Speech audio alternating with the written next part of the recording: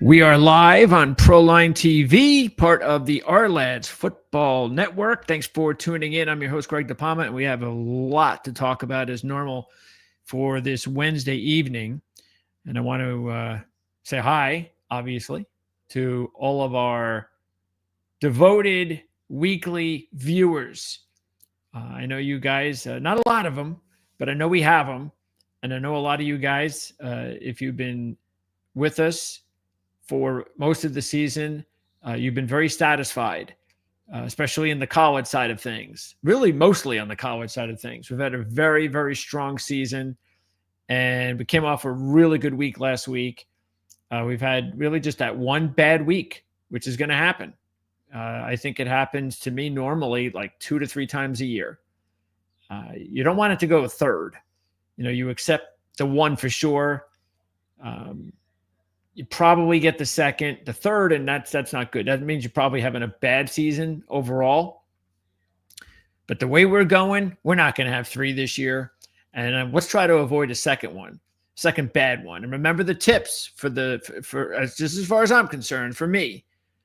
If you notice, after we do these shows, if we make any predictions on a Thursday or a Friday and we get off to a really slow start, you know what that means. Avoid most of our action, not all of them, but just, temper. If you're going to go with some of our observations, temper some of those. Just beware. It could be a long weekend, but I don't think that's going to happen. It's not happening this weekend. Okay. Because I will tell you, whenever I do have a bad weekend, I usually kind of feel it just by taking a look at the games. It's just there. You see, I don't really like these games, or you always like games, especially in college, because there's so many to choose from. So, but this particular week, I was actually even going over the 1:00 games. The 12 o'clock games, and I could not believe how many 12 o'clock Saturday games I like. I know who I like. Obviously, I go over the research and general picks and all that kind of stuff. But then the last thing I do is I start to jot down the times of all the games, not the way I do it usually to prep in conference by conference. This is just let's go over the games now, so we know exactly what our strategy is going to be on game day. And I'm going over all the games and writing them all down, and I'm realizing at 12 o'clock, I'm like, I can't believe how many games I like at 12 o'clock. And that's abnormal. Usually that's like the slow part of the schedule, at least for me it is, where I'll have 1 or 2 games. Like if I have like 8 picks, which is about average, where you'll have like, say maybe a top 3 for the week, but then you have like maybe 8 to 10 that you like. And out of that 8 to 10 that you like, you usually get 1 or 2 at 12. And then the rest come later. But there's so many I like at 12. But not a lot late though. No late games on Saturday. So like last week, we had the Stanford upset against Florida State. None of that this week. The latest game we have this week is Arizona State. That's an 8 o'clock start. So it's just going to be one of those weeks. So we're going to have to get off to a really good start early in the day. That's okay. I kind of like it later in the day because I could do some parlays and things like that. But hey, that's fine. There's nothing wrong with straight bets, and we can still do a couple of parlays for the 3 o'clock and 8 o'clock games. All right.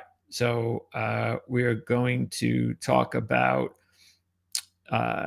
college football in a little bit. NFL, we're going to start with. Liberty wants to talk about. Yeah, I agree. That I thought so. Look, keep this in mind, and this is very important for people who can do live wagering. Anytime we make a pick on any game, always look at those situations. Not because I'm only saying that because I'm just letting you know what I do. So what I'm trying to get at is let's say you agreed with me on Kent State, and you wanted to, and you took the game and you get off to a 10-0 lead, and now all of a sudden, I don't know how much the odds might have dropped for a live game. It probably dropped a little bit. I don't know. Maybe it dropped to 15. I have no idea. But then it's up to you to decide, well, this is a good opportunity for me to hedge now and take Toledo.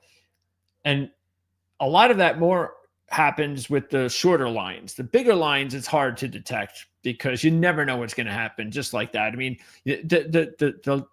keep this in mind too. I always in college football, I've learned that a game is never really anywhere close to being out of reach, or it's never over.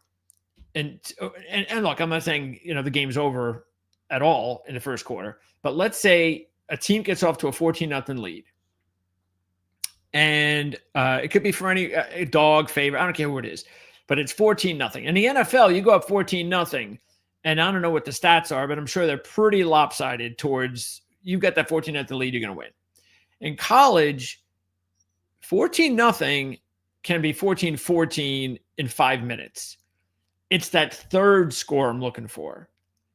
That's the one where if I see a team go up 17-0, 21-0, then it's like I'm locked in. That team's going to win. And I feel pretty confident that that's it. 99% of the time, that's the winner. But never. So anytime I'm watching a game and I see I'm down 14-0, I'm okay. Just don't, we can go back here.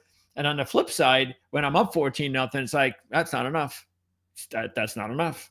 So that's just me. And I do think it matters. I really do, especially in college. Now, I will say, Liberty, we're going to talk about Kent State later as well, because the one thing that I mentioned in the game last week is I don't like the fact that they were on the road at Toledo.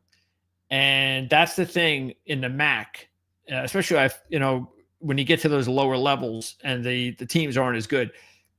Being on the road is so much more difficult. Like in the MAC, if you're on the road, your chances go down considerably as far as an upset, considerably. But if Toledo was at Kent State, it's just a different situation. Anything I think actually could have happened at that point if it was 10-0 Kent State.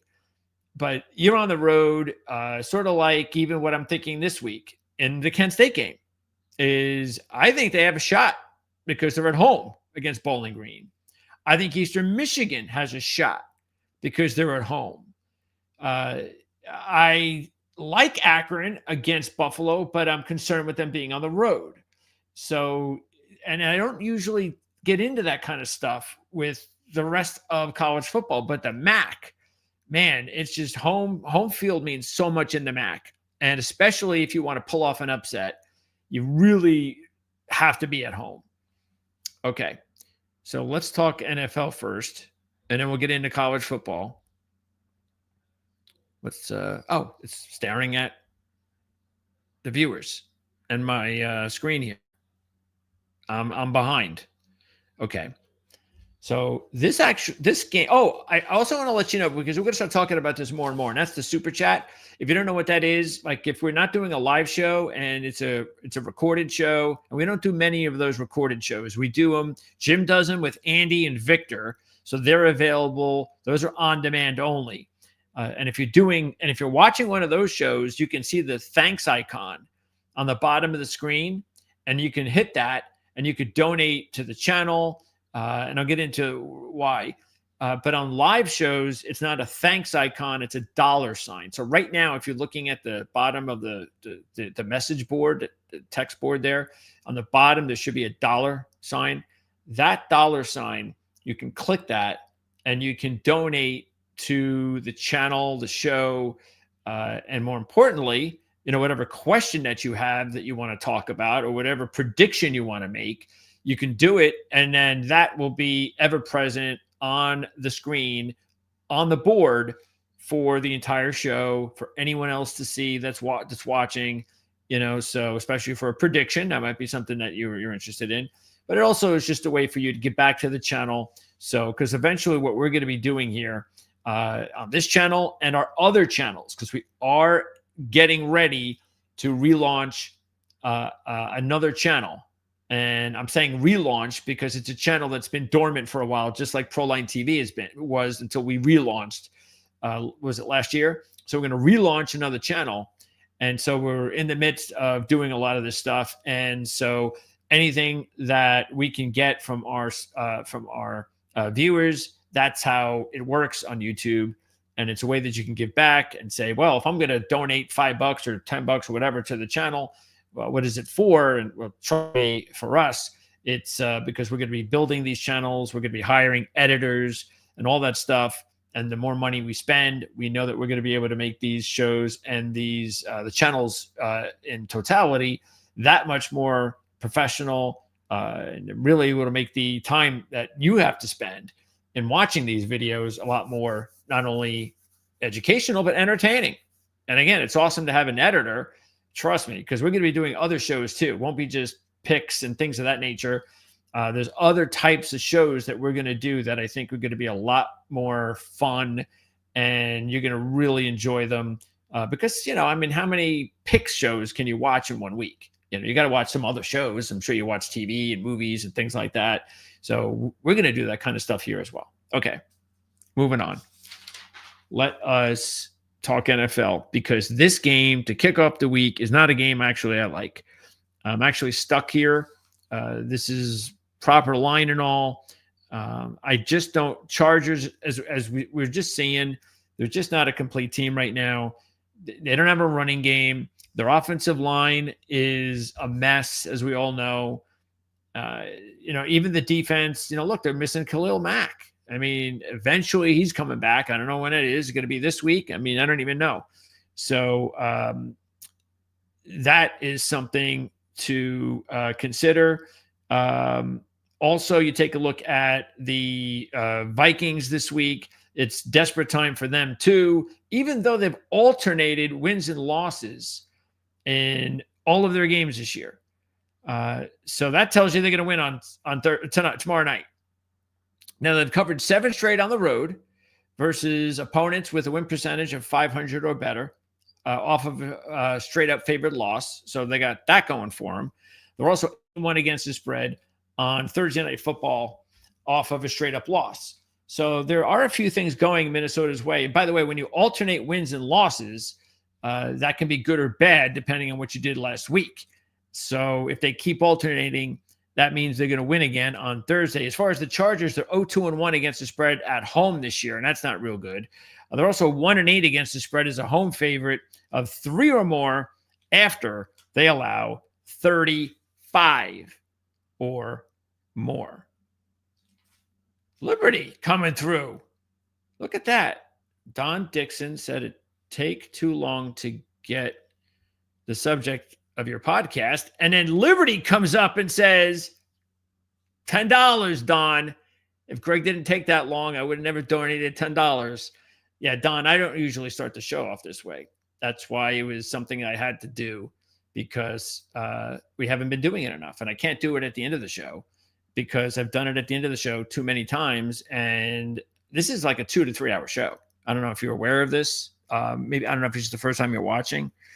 And a lot of you guys aren't going to be here at the end of the show. So yes, anyway, I need to get that out of the way. No more talking about that. But anyway, right on, Liberty. Okay, so let's move on to the next game. Because again, I don't really have a feel for this one. It looks like Aaron Jones is coming back for the Vikings. Keep an eye on Van Ginkel. He's one of their top edge rushers. He's a little bit banged up. And the Vikings have only been a dog once this year. That was last week, and they lost. Whatever that means, you kind of know what that does mean. Anyway, honestly, if I'm edging here one way or another, I'm actually edging with the Vikings a little bit here. Even though Carson Wentz was kind of awful, I don't think if JJ McCarthy was ready, truly ready, I think Viking fans, I don't know, I mean, I'm not a Viking fan, but I would have to think even Viking fans who are a little bit iffy on JJ, I think they probably at this point, after watching that game last week, would be, I've seen enough of Carson Wentz, okay? But we don't want to see Brosmer in there, the rookie from Minnesota. We do not want to see him. So Wentz, okay, we'll take it over Brosmer. But Wentz was not good last week. I mean, some of the passes he was making, guys were wide open. I don't know what he was doing. I know he's got a little bit of an injury, but apparently whatever he has ailing him is not as bad as what JJ has. So JJ will be back. And I guess what they're doing is they're saying, look, we're not gonna just keep pushing this injury with JJ.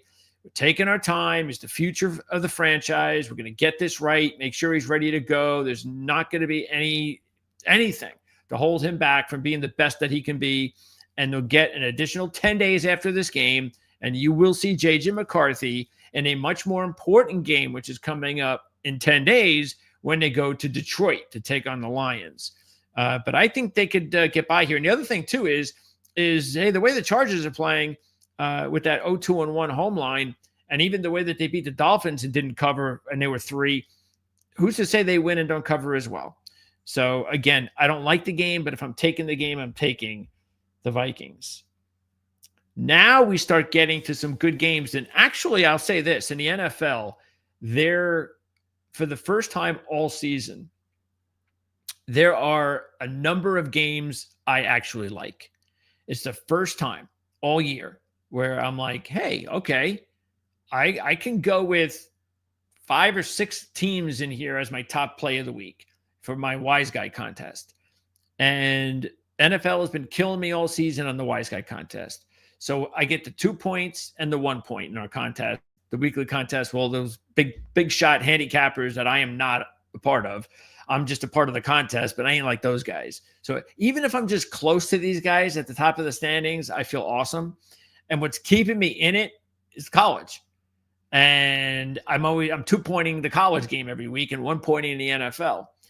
So at least most of the time when I'm winning those 2 points as opposed to the 1-point NFL. But this week, I actually like a lot of these games.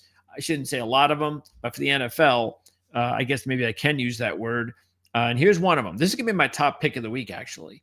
And even though I didn't think the line was going to be this big, so that's really rare for me. Normally, if I actually thought this line would have been like maxed out at 5.5. So it was up, but when it went to 7 and I started to dig into the game and go over it, I kind of understood more of it. There's no starting quarterback. Bryce Young is not playing, and they're not going to get the backup bump. You don't get the backup bump at quarterback when your quarterback entered the game the previous game and helped you win. All right. So if Dalton he could have had a bad half when he took over for Young, threw an interception, whatever. He didn't. He just, he didn't play great, didn't play bad. He just made sure that they didn't do anything stupid. And Jets couldn't move the ball against anybody, so they won the game. But he played, so he was a part of it. Doesn't work when that happens. So there's no, hey, we'll rally around the backup who's starting this week, especially when it's Andy Dalton with this team. He's a former starter and all that. But more importantly, again, so we said this, remember when Browning came in and they beat the Jags and he came in, won the game. He was now the starter the next week. Not that they would have beat the Vikings anyway, but look, it wasn't weird to think that they had a shot against the Vikings. They had just won. He just helped them. He played last year, Browning. So at that point, there was a possibility. There was a chance they could beat Minnesota, and they were annihilated. The rest is history for Browning this season. That's another story. But that's the point, is there was no rallying around Browning, and we've had a lot of good backup bumps this season. They're never perfect. And they're not 90%, but I'd say they're a good 75%. I think that is a very solid number. If you look at history and you look at backup quarterbacks that come in and you rally around them, I don't think that's a number that is that odd, 70 to 75% range. And so I'm not worried about that. What I do like about the Bills in this one, besides the obvious that they've lost 2 games in a row, they had a whole week off to stew about it and to get right. Milano, is he going to play? Is he not going to play? He's got the whole extra week. I don't know. But look, the Bills are clearly the better team. We know that. Even though beginning of the season, if you were watching our preview shows, the Panthers were my sleeper pick to make the playoffs. So we all had a sleeper team. Who's going to make the playoffs that, nobody thinks is going to make the playoff. Panthers were my pick. So it's not that I'm like, a non-believer of Carolina. I'm not one of those people. I actually believe in the coach. I believe in what they're doing there. I think they're setting things up the right way. Their defense is a lot better, night and day from last year, which is really what's holding them in. Not the offense, just the defense. Yeah, they got the running game going the last couple of weeks with Dowdle. But for the most part, for the all season long, the defense is carrying them.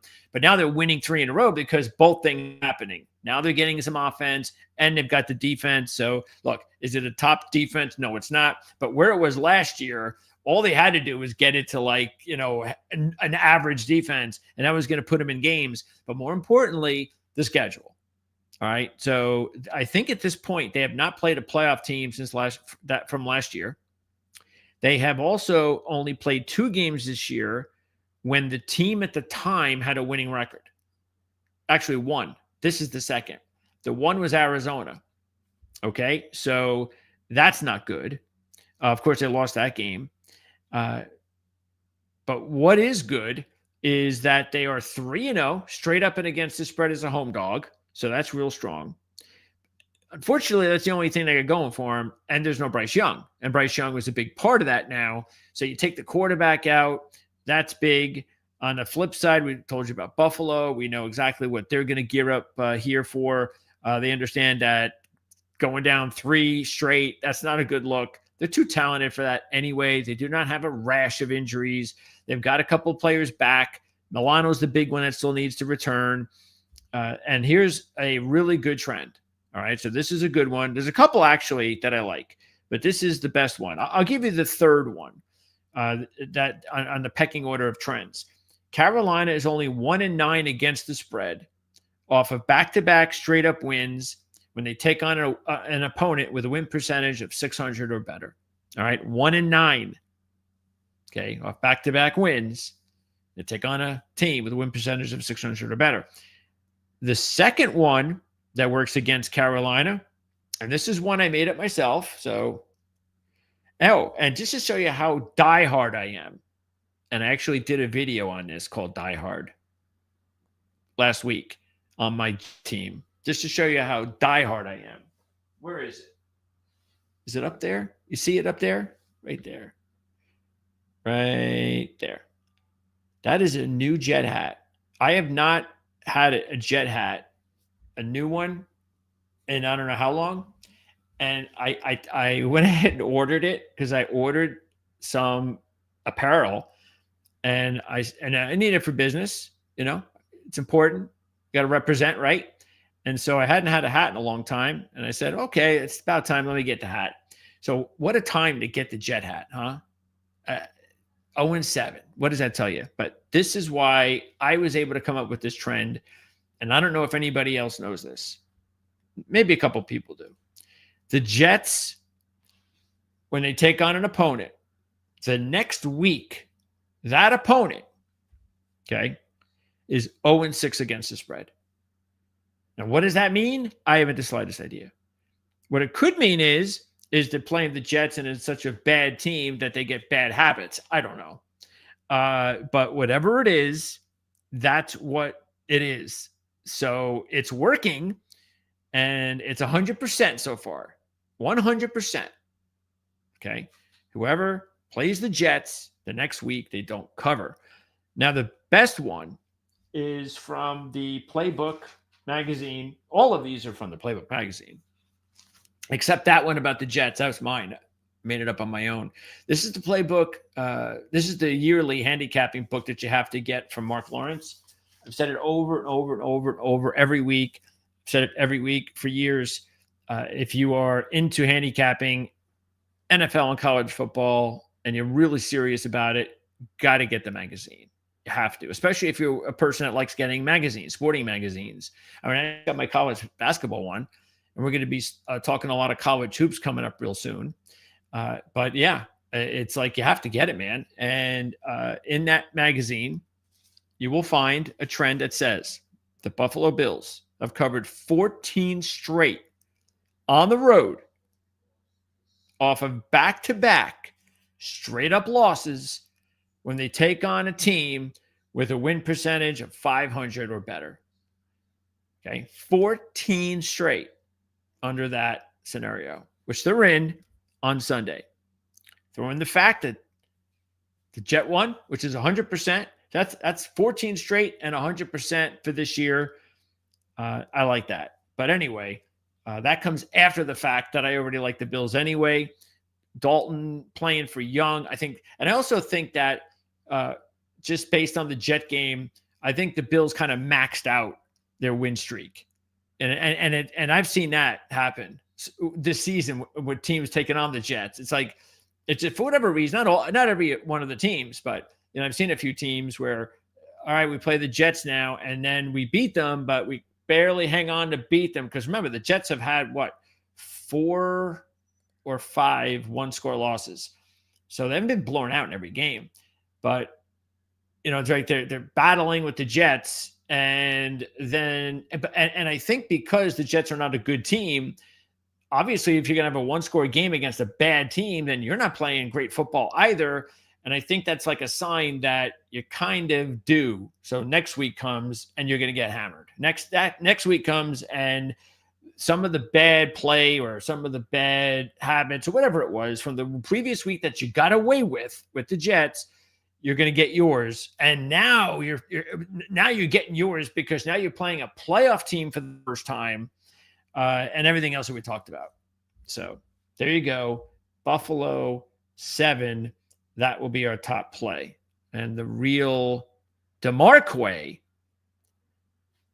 wants to make sure everybody knows that they've been struggling to cover the spread. What are they? Yeah, they're 2-4. That's okay. I mean, it's 1 away from 500. So I'm not really concerned too much with that. And it's not a major spread. Next week, they do play the Chiefs. Keep that in mind. But I don't look at that as any look ahead because of the fact that they've lost 2 straight. There's no look ahead when you've lost 2 straight and you've had a week to get ready to make sure that when you play the Chiefs, who are playing as good as any team in the NFL, you better make sure that you are playing good football. And this is the week to make sure of that, in my mind. Let's move on to the next one. Oh, coincidence or not? It's the Jet game. And I'm definitely taking the Bengals in this one. So I don't think there's any way that Garrett Wilson's playing. I think that would be stupid. I think if he was 50-50, but leaning towards playing, I think he definitely play. But I'm not seeing that. It's like, I think he's 50-50 on the where if this was the end of the season and it was a big game and he had to play, then he'd figure out, gut check, get out there and play. But that's not the case. They're not going to screw around with this kid at this stage. There's no reason to do it when there's a bye next week. You just let him, do his thing and rehab his injury and all that. And you're going to maybe get lucky. And all of a sudden on Sunday on game day, he does the walkthrough and amazingly he feels great and he plays. Okay. All right. But I don't think that's going to happen. You also have Sauce coming off a concussion. Now, I think this is going to be important because Sauce is wearing this unique, it's like a harness. And I think Luke Kuechly wore it. Speaking of Carolina, Luke Kuechly wore it because he had a lot of concussions back in the day. And so you can kind of see it under his uniform and it harnesses up to his head. And it's supposed to help the aftermath of the concussion. So when the concussion happens, some of the effects that normally seep into the brain, that doesn't happen. It controls and prevents some of those situations from really getting really bad. Because I don't want to see players wearing that stupid looking napkin on their helmets. And I understand why they do it because it's supposed to make them, embrace the concussions a lot easier. And I guess from the history of using them, they've been effective or at least more effective. But the problem is, And I just look, I don't see it happening because back in the day in hockey, remember, nobody wore a helmet. Nobody. And then all of a sudden you started seeing some players started wearing some helmets. And the original reason that players didn't want to wear helmets was because it looked stupid. So eventually, though, they started getting used to it. And then players started to realize, well, I should be putting the helmet on because this is a heck of a sport to not wear a helmet, and it's going to really help us to be a healthy hockey player. And everybody wears it now. So it's commonplace. But there is no way we are going to look 10 years down the road and see these silly looking napkins on their heads as the looks of the NFL. It's not happening. It's just not. I mean, I'm not going to say, I shouldn't say anything with the NFL because they're getting so wussified at this point that I guess anything's possible. So I really shouldn't say that. But that's the reason why that no one else is wearing it. That's it. If you can wear it on the inside, and I don't know why you can't, but I'm not a doctor, obviously. But if you can't wear, if you have to, that's the only way to protect your head is to wear those silly looking things on your head.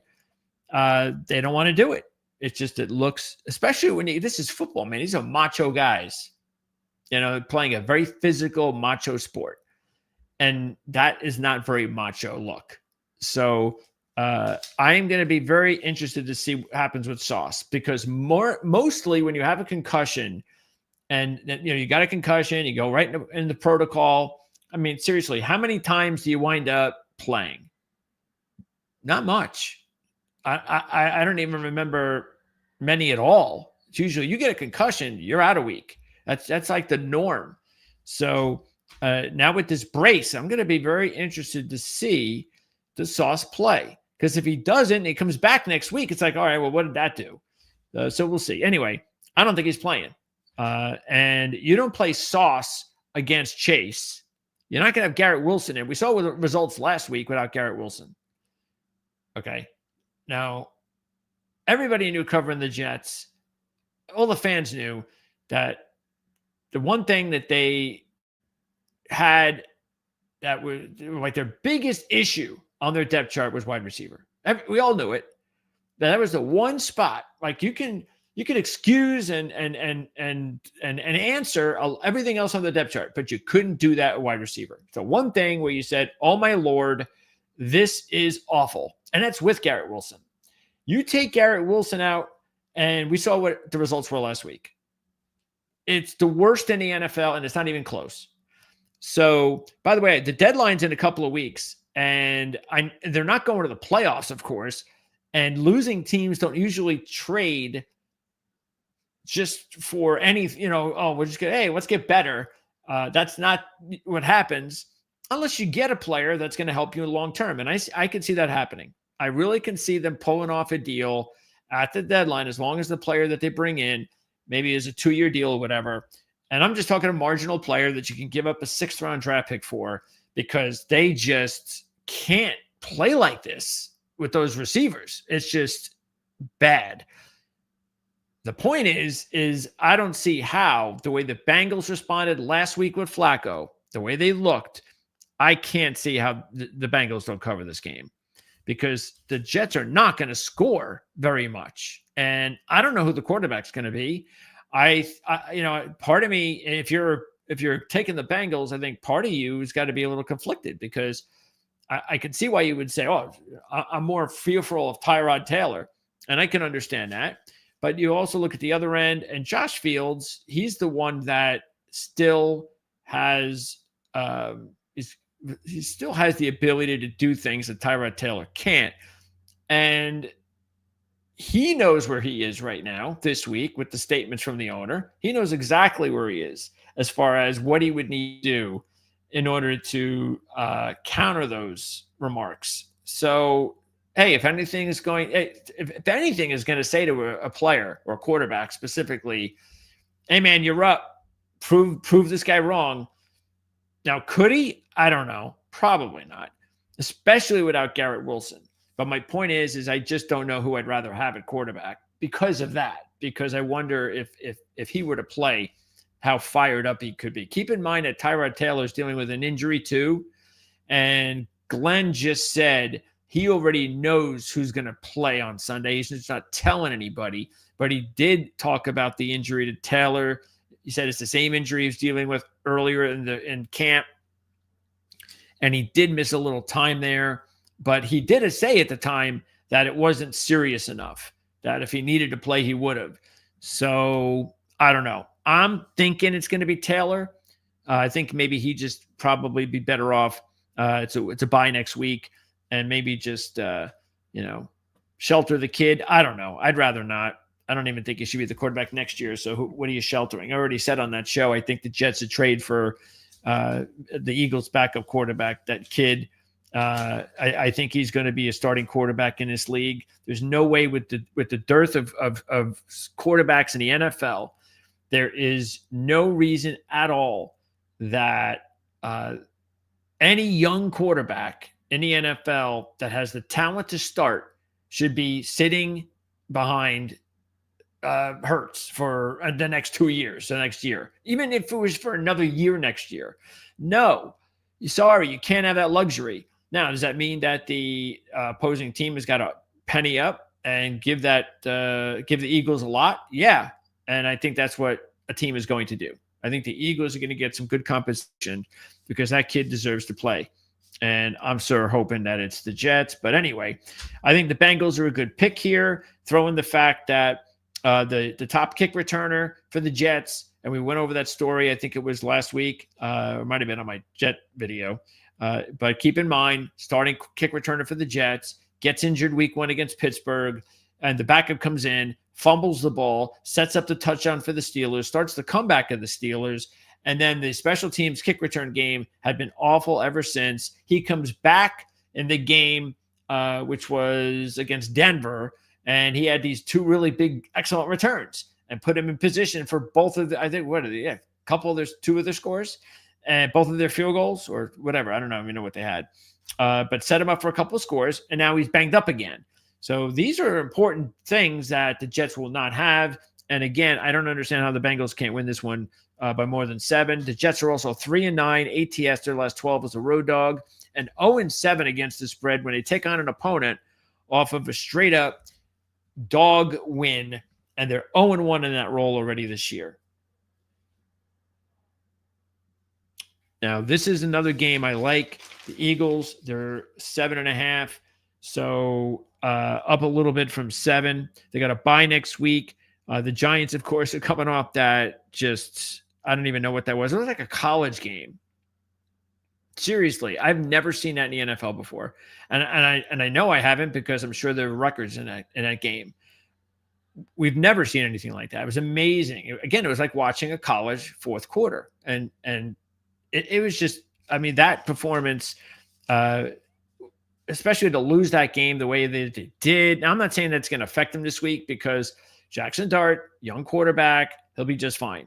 You know, he's just going to go out there and he's going to give it his all. But the Giants are, when you have a team that's not very good, you know, you're below average, and you have a really good game, at least for 3 quarters. And actually, you know, your offense was doing just fine. It was the defense that imploded in the game, except for the 1 interception by Dart, which I actually pin on the coaching staff. What are you doing? Why are you putting a rookie quarterback in a position to make a turnover? That is dumb. It shows you why the Giants staff is the Giants staff. You don't do that. Hand the ball off. Go ahead and kick the ball out. And if they score a touchdown, well, it's going to take them 2 to 3 minutes to do it. It's going to put them at about the 2-minute warning, if not under it. And it's just, you're just asking for trouble. There's no reason to do what the Giants did in that spot. And that's why I'm not blaming Jackson Dart at all. But anyway, as far as this game is concerned, the Giants are just 2-12 against the spread when they take on a winning team that has revenge. 2-12, winning team, revenge. We know what happened a couple of weeks ago. So we already kind of figured that, well, the Eagles are going to get their revenge. We already kind of figured that. It's just a couple of weeks ago. National TV, embarrassed, all of that. Well, now comes this trend that says the Giants are 2-12 ATS versus winning teams with revenge. Keep an eye on some key injuries, too. I haven't checked it out today. Late yesterday, I saw that Burns, Adebo, and Holland all are players to keep an eye on, especially Brian Burns regarding injuries. So that is definitely something to keep an eye on. Right now, I just think that even though the Eagles coming into the Viking game not playing really good football. Getting Dickerson back along the offensive line was a big help, and I think that was real important. Juergens, the center, may not play, but that nowhere near as player Dickerson is, so I don't think that's like a major loss. But that was look, the Eagles got outgained again, believe it or not. But I didn't think that was one of those games where you got outgained that that didn't mean anything. They finally had explosive plays and all that, something they have lacked most of the season. So now I think that this is a really important game for the Eagles. Sort of like what we said with the Rams situation where they had that really big comeback. And then the next week, okay, well, is that the start of something? Well, no, it wasn't. It was just a quarter. Well, okay. Well, what did last week mean? Did last week mean now the Eagles are going to start having explosive plays again and all that? Well, we'll find out. It's a perfect opponent. You just lost to them. Division, revenge. Because if they can't cover this, then it's back to being kind of what we've seen all season. And I don't know. I kind of think last week's game meant a little bit more than that because it was for most of the game. It wasn't like just a quarter. And it is the Giants. And also, getting back to the Giants, when you lose a game like that and you're not a good team, well, you kind of blew your chance. I mean, how many times are you going to come up against a good team and play a good game when you're a bad team? It doesn't happen that often or every week. So to expect the Giants to do it again this week, that's asking a little bit, especially after they just beat the Eagles, the defending Super Bowl champs, just 10 days ago, something like that. So we'll take the Eagles. Also, actually like the Patriots in this game. And I think you just have to ride the Patriots. They've got a 4-game winning streak straight up and against the spread. And because of that, I'm willing to ride them here, even though it's maybe a little bit bigger of a number that you'd like. But we said this after the upset against the Packers, and it worked. And this is a trend that is not good for Kevin Stefanski. He is 2-13 against the spread as a dog off of a straight up ATS win over a 500 or better opponent. Now, what does that mean? Again, 2-13 as a dog following a straight up ATS win over a good team, basically. So what that means to me is that, like I said a few weeks ago when it happened, is for whatever reason, when Stefanski coaches this team and they pull off a nice upset win over a good team, they can't follow it up. Sort of like what I just said about the Giants. They can't follow that up. And they did it again. They 0-1 in that role this year. Also, the Browns are 0-8 against the spread on the road when they take on an opponent of back-to-back straight-up wins. And they're 0-2 in that role this year. So in this specific spot that they're in this week, they have not changed those trends prior to this year. And the Patriots are on a 4-game straight-up ATS streak. And it's not a lot of points, really, 7. So, I can see the Patriots winning this game, something like 24-7. Even 17-7 is fine. I just don't think Cleveland is going to, do much offensively. And because of that, even though Cleveland has a real good defense, as we know, the Patriots are firing on all cylinders right now. And I think that should be good enough for them. And again, another game with a 7 mark, 7.5 that I like. So these are all the games that I kind of like. And again, I just look at this. It's like Miami, it's like the Jets almost. It's like this isn't a good team. And Atlanta, even though they lost to San Francisco, I think that was predictable. We talked about it last week. It's why I sided on San Francisco, is because, as I said at the time, I'm not going to. I need to see it. I need to. If Atlanta's going to prove to everybody that things are different, it's a different season, we're a better team, well then, all right, beat San Francisco, do that, and then let's talk. And they didn't play well. I mean, depleted Niner team, they couldn't beat them, and they weren't even in it. That's how Atlanta plays. They give you a taste of something, and then just when you want to see them make that next move, they don't deliver. So, but they're back now at home, and they get to play the Dolphins. and this is a perfect situation for them to get good again. I'm sure they will. It is the first matchup of lefty starting quarterbacks since the 2006 season in the NFL. Interesting, huh? First matchup of starting lefties since 2006. Dolphins 4-11 ATS as a road dog, 1-2 in that role this year, and 1-10 ATS in their last 11 as a non-division road dog when they take on a team that's not a perfect team. And basically what that does is it helps you out with saying, well, it's not one of those games like in the beginning of the season necessarily, because most teams are not perfect. And the Dolphins are 0-1 in that spot this year. So again, 1-10 ATS, last 11 as a non-division road dog. That's really all you have to look at with that one. Just throw in there. It's not a undefeated team. Okay. So yeah, I think Atlanta is definitely the good one here. They're at New England next week, and then they don't host them. They go to Germany to play the Colts. So Atlanta's got a couple of really big games coming up. They do not need to sweat it out against the Dolphins. So we finally get to a game where I'm going to take the dog. And I don't know how everyone else feels.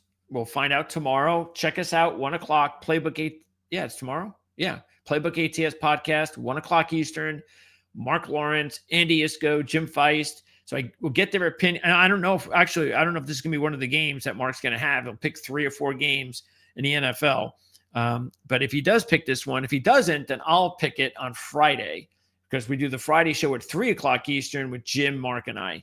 So we'll get their opinion one way or another the next couple of days on what they think about the line, because the line seems a little big for a team that did not play well when Lamar Jackson was starting. So it's sort of like they're forgetting what the team was before Lamar Jackson, got hurt. They weren't very good. As a matter of fact, they've been outgained in 5 of the 6 games this season, including the first 4 with Lamar Jackson. Okay, so they didn't outgain anybody with him. So I don't understand why the line is this big, considering the Bears are going through it feels like it's their best stretch, 3-week stretch that they've had in a couple of years. They're 2-1 straight up and against the spread as a road dog this year. So this is a good spot for them. 7-1 against the spread off a straight up non-division home win. 1-0 in that role this year. You do have to keep an eye on a couple of potential injuries in the secondary for the Bears. Check out this stretch for Baltimore. And I think this is a big reason why we talked about the future line last week of why were the Ravens tied almost with Pittsburgh to win the division as of last week. Okay. Well, I think this has a lot to do with it. After this week, Baltimore will play Miami. In a 5-week stretch, they'll play Miami, Cleveland, the Jets, and the Bengals. Now, we don't know what the Bengals will be in 5 weeks, but the only game in that run that they'll play that could be considered a good team is Minnesota, and that's on the road. But then again, we don't even know how Minnesota will be in a couple of weeks, and that'll be J.J. McCarthy probably. So really, the bottom line is that schedule is not very tough. So you can see the Ravens putting a run together. But in saying that, I can get 7 points here.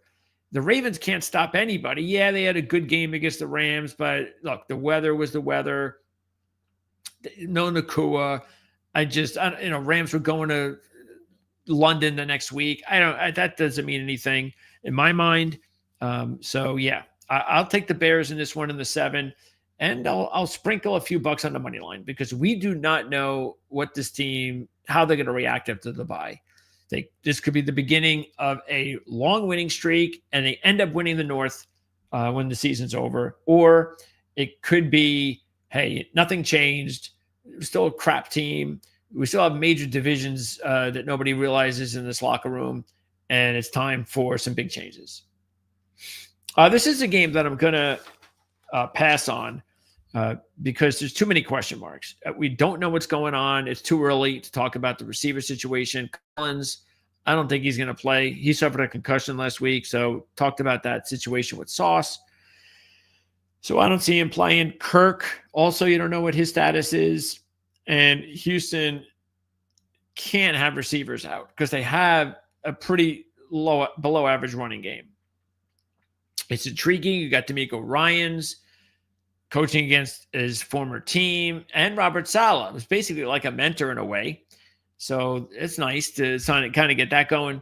But the Niners figuring out how to go 5-2 with all their injuries. So again, there's too many injuries for both teams, and I don't have a feel for this game at all. The Niners are 0-4 against the spread after they allow 10 or less, for whatever that is worth.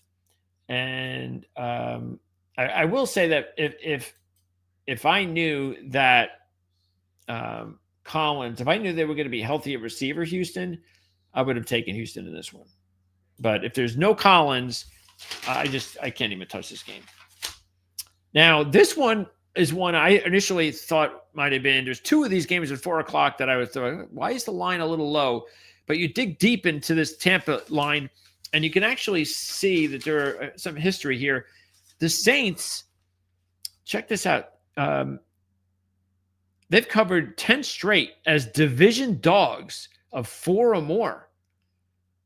So that is a big, big trend line.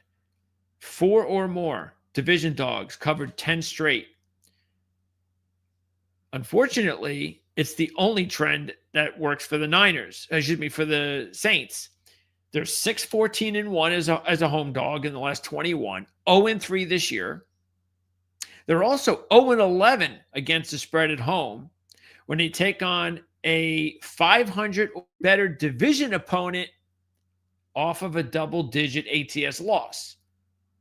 So when a division opponent comes to New Orleans after an embarrassing loss, and they're a good team, the Saints don't cover. Tampa Bay is also 3-0 straight up, 2-1 against the spread as a favorite this year.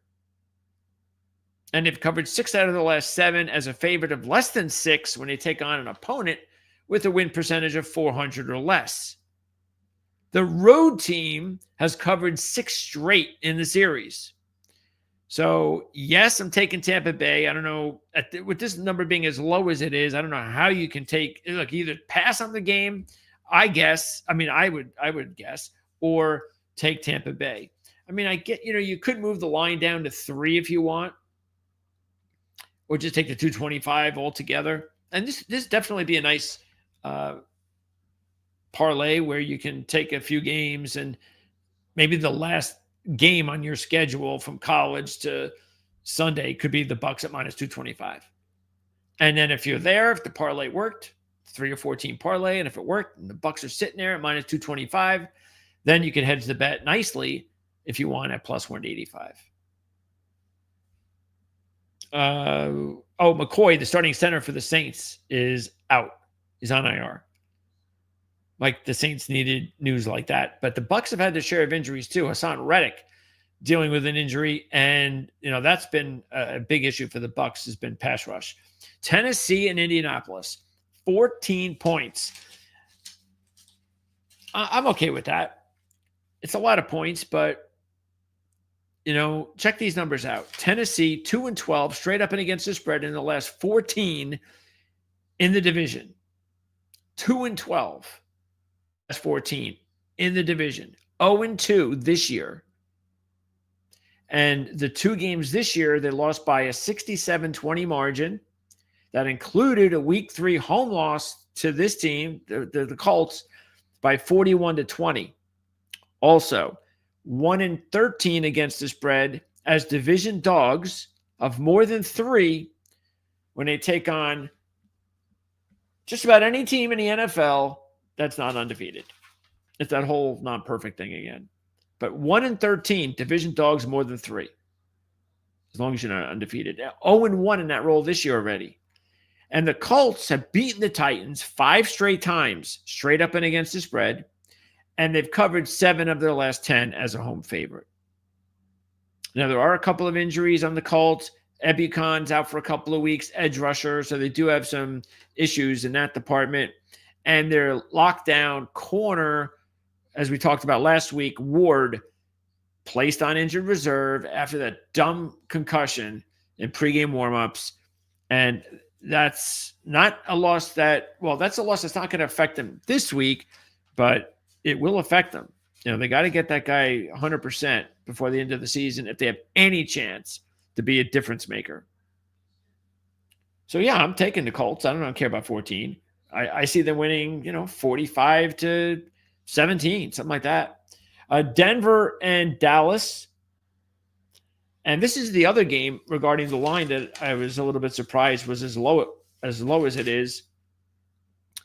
Look, I understand Denver hasn't played their best football the last couple of weeks, and I did say a few weeks ago, and I've said it just about all season. I don't understand. Denver's offense is not in sync. Sure, they had their moment. The big fourth quarter rally. They had a nice win against the Eagles where they came from behind there. So they've had their moments, but they haven't had like a full game or a 2-week stretch where it's like, oh yeah, their offense is looking real good. No, their offense does not look real good. So I think that's part of it, especially when, look, if you had the last couple of games where you can't finish off the Jets and the Giants, well, Cowboys are better. So I get all of that. But even saying that, if we just know what we know about the Broncos this season and know what we know about the Cowboys this season and the games in Denver, why are they only favored by 3.5 at home? So yeah, I'll take Denver for sure. But you do have to keep in mind, sort of like what we talked about before and what, who mentioned that? That was, the real DeMarque mentioned the Buffalo, but they're 2-4. Denver 2-4-1. So they haven't had a great run at it the last couple of weeks. I mean, how rare is it for a team to win 2 straight and not cover either game? That doesn't happen very often. But hey, Denver at 3.5, maybe they win by 3. And I tell you right now, even though I think the line should be a little bit higher, same thing with the Bucks. Matter of fact, I know people, if you like to tease, maybe that's what you do. Tease Denver and Tampa Bay. I'd rather parlay it. I'd rather do it that way. But if you do the parlay the way I was doing it with like 5 teams or something, and you can't put Denver, and you could put Denver and Tampa Bay together, but if you do that, you can't hedge. That's the only thing. And as far as Dallas is concerned, look, we said this in the beginning of the year that even I did not expect their defense to be this bad, but we all knew that was going to be a problem when they traded Parsons. But the offense was going to be just fine. And that's what we're watching. They're going to, so depending on who their opponent is, and that's very important. Okay. So this is a step up in competition. Washington was not. This is. So that's what's left for Dallas, is to prove that. Now, they had a real good win or tie against Green Bay, and they're capable, but they haven't shown that they can actually get into a game, fourth quarter, everything on the line against a good team on the road. That's for good teams. And I don't think Dallas is at that point, because if Dallas were, and look, the way Denver's played the last couple of weeks, I guess Denver could look sloppy again and win the game by 3. And there you go. And they don't cover.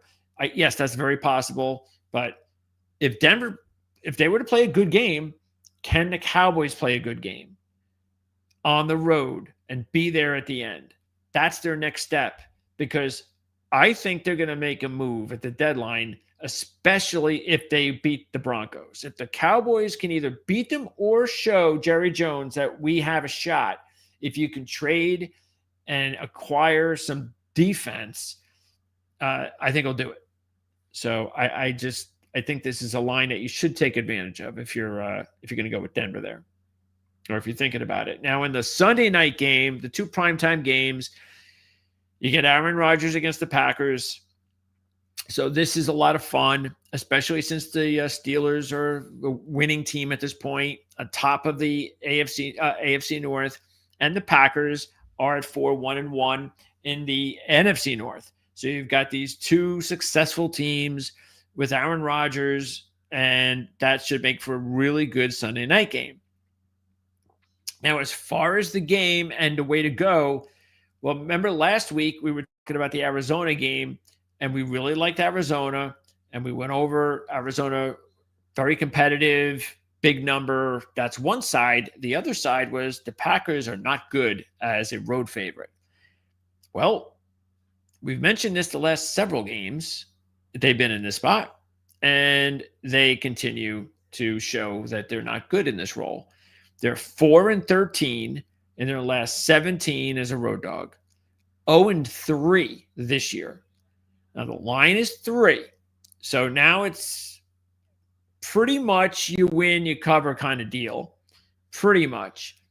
But I just, look, everybody saw what happened last week. If you watch the Arizona game, it wasn't a pretty game for the Packers. They didn't look like a 4-1-1 team.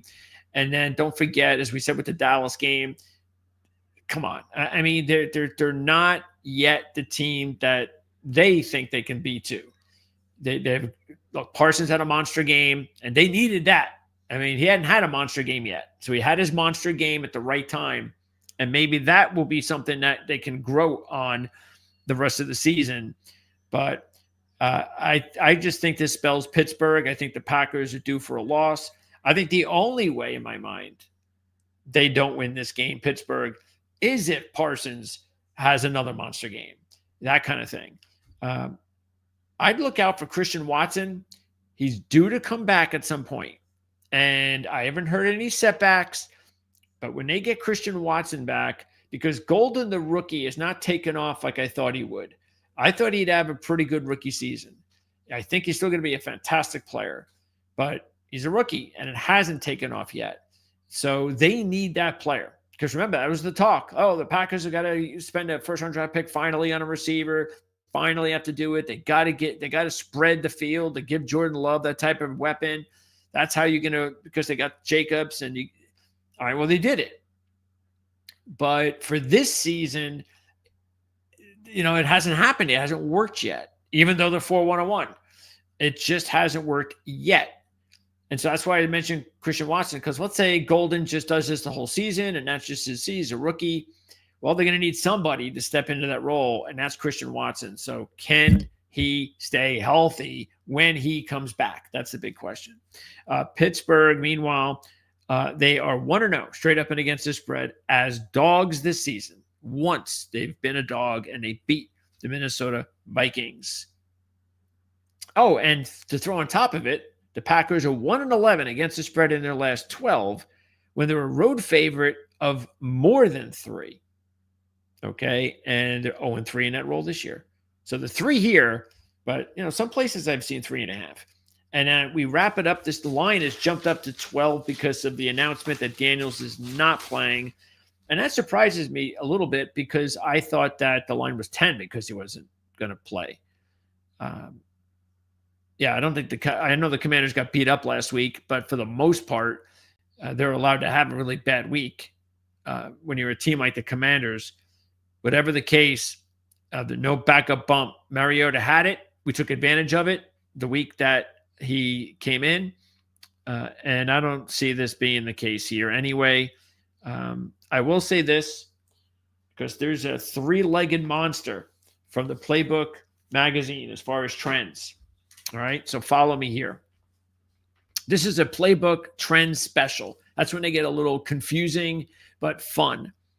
The Chiefs have covered 8 straight home off back-to-back straight up ATS wins when the total in the game is 51 or less.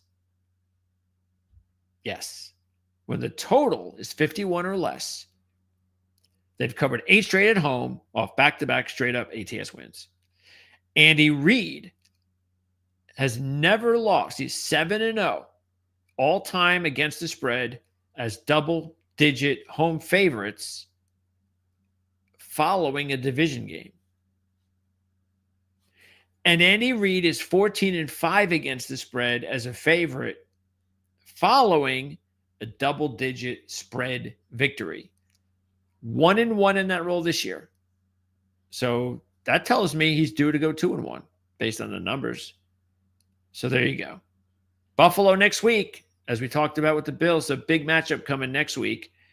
And it's going to help the Bills because Kansas City will have a little short week there. Washington's got Seattle and Detroit next. And we don't even know if McLaurin's going to play. Debo's also banged up. Armstrong, their top edge rusher, one of their top edge rushers, gone for the year. It's not looking good for Washington. Yeah, it's a lot of points, but we liked the Chiefs last week with the big number, and we're going to take them again with the big number. All right. So that is the NFL. Now let's talk college, because this is really what cooks us here. Let's see here. We're going to start off.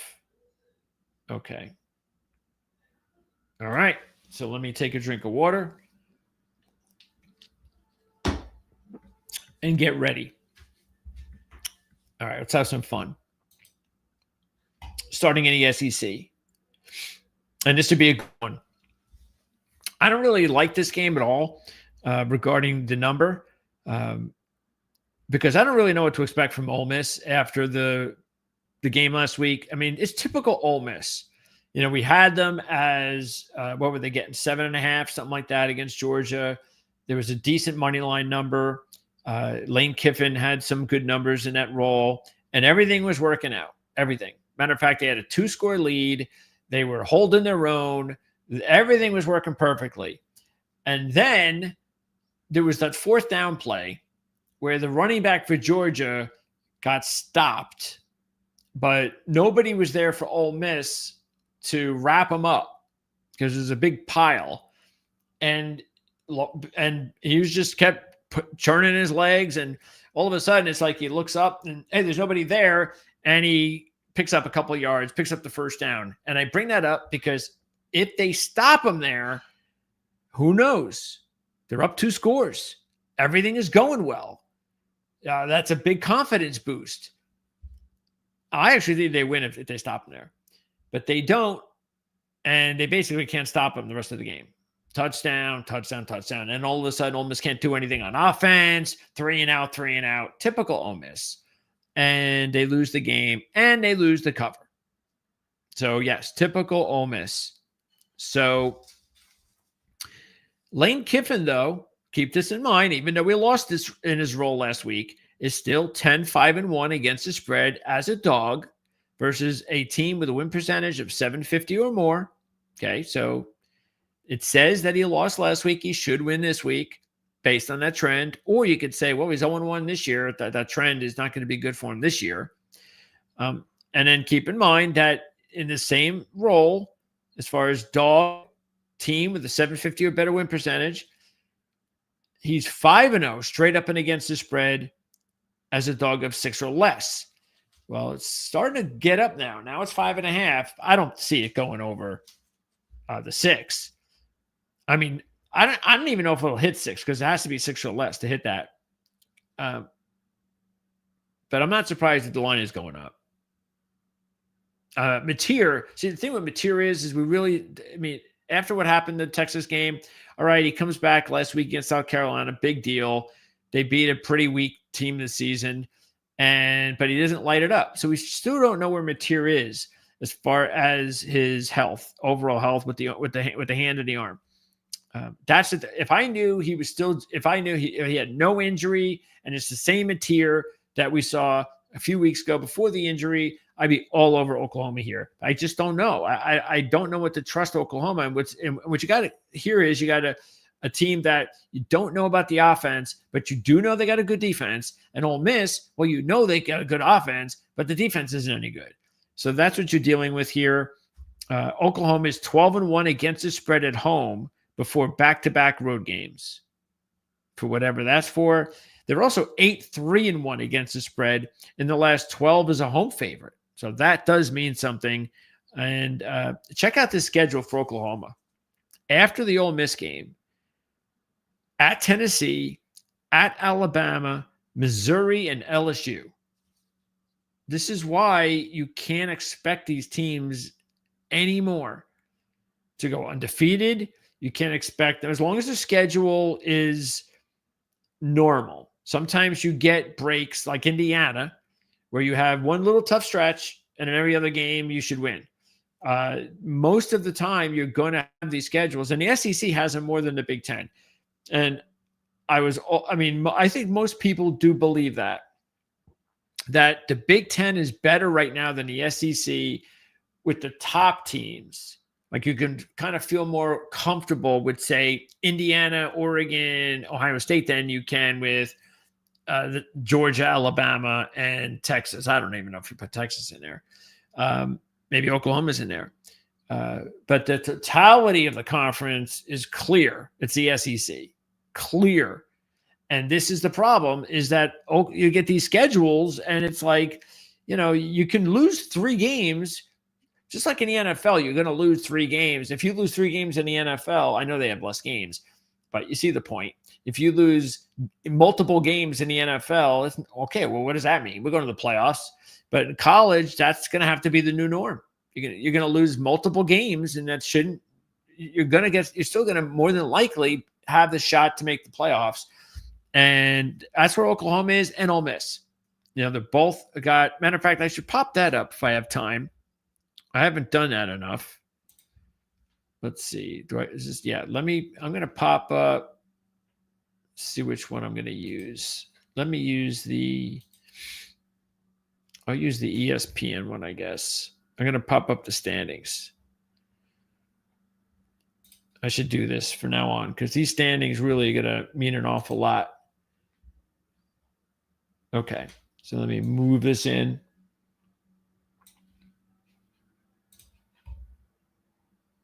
And let's go to the SEC. Okay. So, look, you've got LSU, Tennessee, Florida, 2-2 in the conference. And you're pretty much done. You just are with 2 losses at this time because you still got games to play against other good teams. So, you got 3, 4, 5, 6. You still have 8 teams with 1 loss or no losses. So these 8 teams, you're going to have 2 of them are going to be the teams that are more than likely going to represent. Now, look, maybe if you get lucky or LSU, you win out. Maybe you get lucky, tiebreaker, you're in the championship game. I guess that could happen. But just looking at the way it is, you got Ole Miss and you got Oklahoma. So the loser in big trouble might be out, and Oklahoma's got to deal with this schedule anyway. So with a not 100% material with this schedule and so far with their history, and Ole Miss too, we saw it last week, and check this out too. Ole Miss 0-8-2 against the spread in the second of back-to-back road games. Well, that sucks. So there you go. And Oklahoma does have a little bit of revenge. They played last year, and Ole Miss won the game by 12 as a 19-point favorite. So. But look, I don't like the game, so I'm not touching it. And I guess if I had to take the game, I'd probably go with Oklahoma. All right, this is a game I do like, and I'm taking Auburn. And if you look at it, and I've been talking about this for the last few weeks with the whole Hugh Freeze situation at Auburn. All the outside noise about Hugh Freeze, and this is it, last chance. If he doesn't win this game or if he doesn't beat these teams and doesn't have a really good season, he's going to get fired. He might still get fired. But what I was pointing out the entire season, and so far, nothing has changed from what I've said, and that is that they can still, based on their schedule, they can still go to a bowl. And how do you know they won't upset Alabama? We've seen worse Auburn teams almost beat good Alabama teams. So that rivalry, you don't have any idea who could win that game. So that is still possible. But they didn't even have to win that game is my point. Because they've had 5, the program has had 5 or 6 wins max the last 5 years. They haven't had a winning season since 2020 when they were 6-5. Hugh Freeze has only been there a third year. His first 2 years, first year was 5-7, 6-7. So he really hasn't been able to. What was that? His first year? Where's the thing? Let me see what year it was. It was 1, 2, 3, 4, 5. His second year we had 5 wins. So it was 6 wins first year, 5 wins. Okay. So what happens if he goes out there and looking at the schedule? Okay. Let's say they win this game. Now they're 4-4. Then they beat Kentucky at home and they're 5-4. And I'm going to say they lose to Vanderbilt and they're 5-5. They beat Mercer, they're 6-5. And there you go with the Alabama game. They were bowl eligible already. And if they beat Alabama, well, Hugh Freeze ain't going anywhere. Let's say they lose and they're 6-6. Well, they go to a bowl, and let's say they win the bowl. They're a winning team for the first time in 5 years. That is a stepping stone. Okay, they've been better. Again, they still have to get the quarterback. Jackson Arnold is a step up, no doubt, but he's one-dimensional. And now they're a dog. They were a 1-point favorite. Now they're 1.5. I didn't even notice that. And here's the thing with Arkansas. I think Arkansas is sort of like there's this phony type of team in a way because they put up these really big numbers and they are in these games. And I'd say half the time they're in these games and they'll cover the game. But it was like last week where they have a late backdoor cover. Okay, so, and I will say they had an improvement last week. They didn't turn the ball over. So, yay, they did something finally where they were in a close game and didn't turn the ball over. Unfortunately, they were down 2 scores. So, and check this out, just to show you that they have been a legitimate team. And this is all year, not just since Petrino's taken over. They've outgained all 3 of their SEC opponents. They're also the first team to outgain Texas A&M, the undefeated team last week. Now, if you were recalling the game last week, check it out. So they're down 10. It's under 2 minutes to go. And they're marching down the field. And they got to get 2 scores.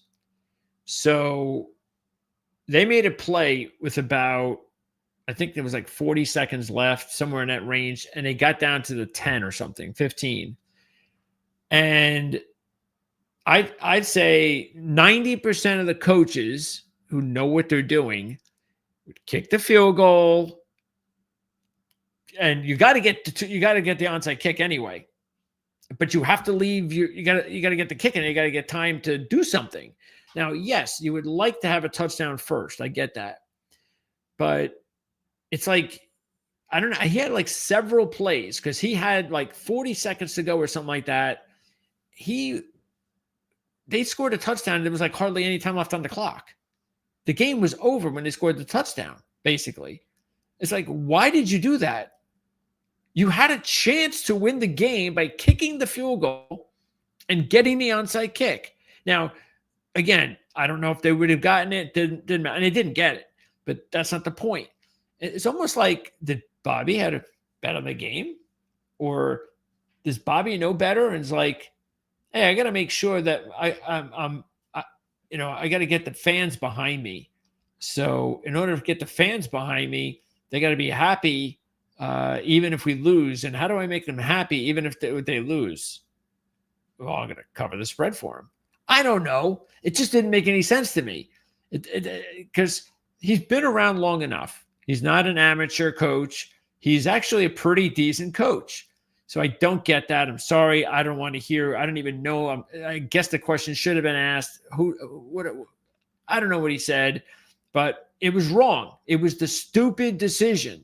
You had no time left. Even if you were able to get the onside kick like he did, what were we going to do? Kick a 70-yard field goal wherever it was? Or I don't know. But it's just, that made no sense. Anyway, I saw one writer, or it was someone on YouTube or whatever, saying something about that they're playing better for Petrino.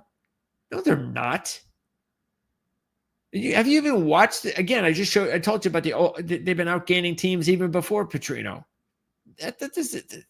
They were down 2 scores. That wasn't a 3-point game in the final 5 minutes. They've been in this situation all year. They've lost all of these types of games all year.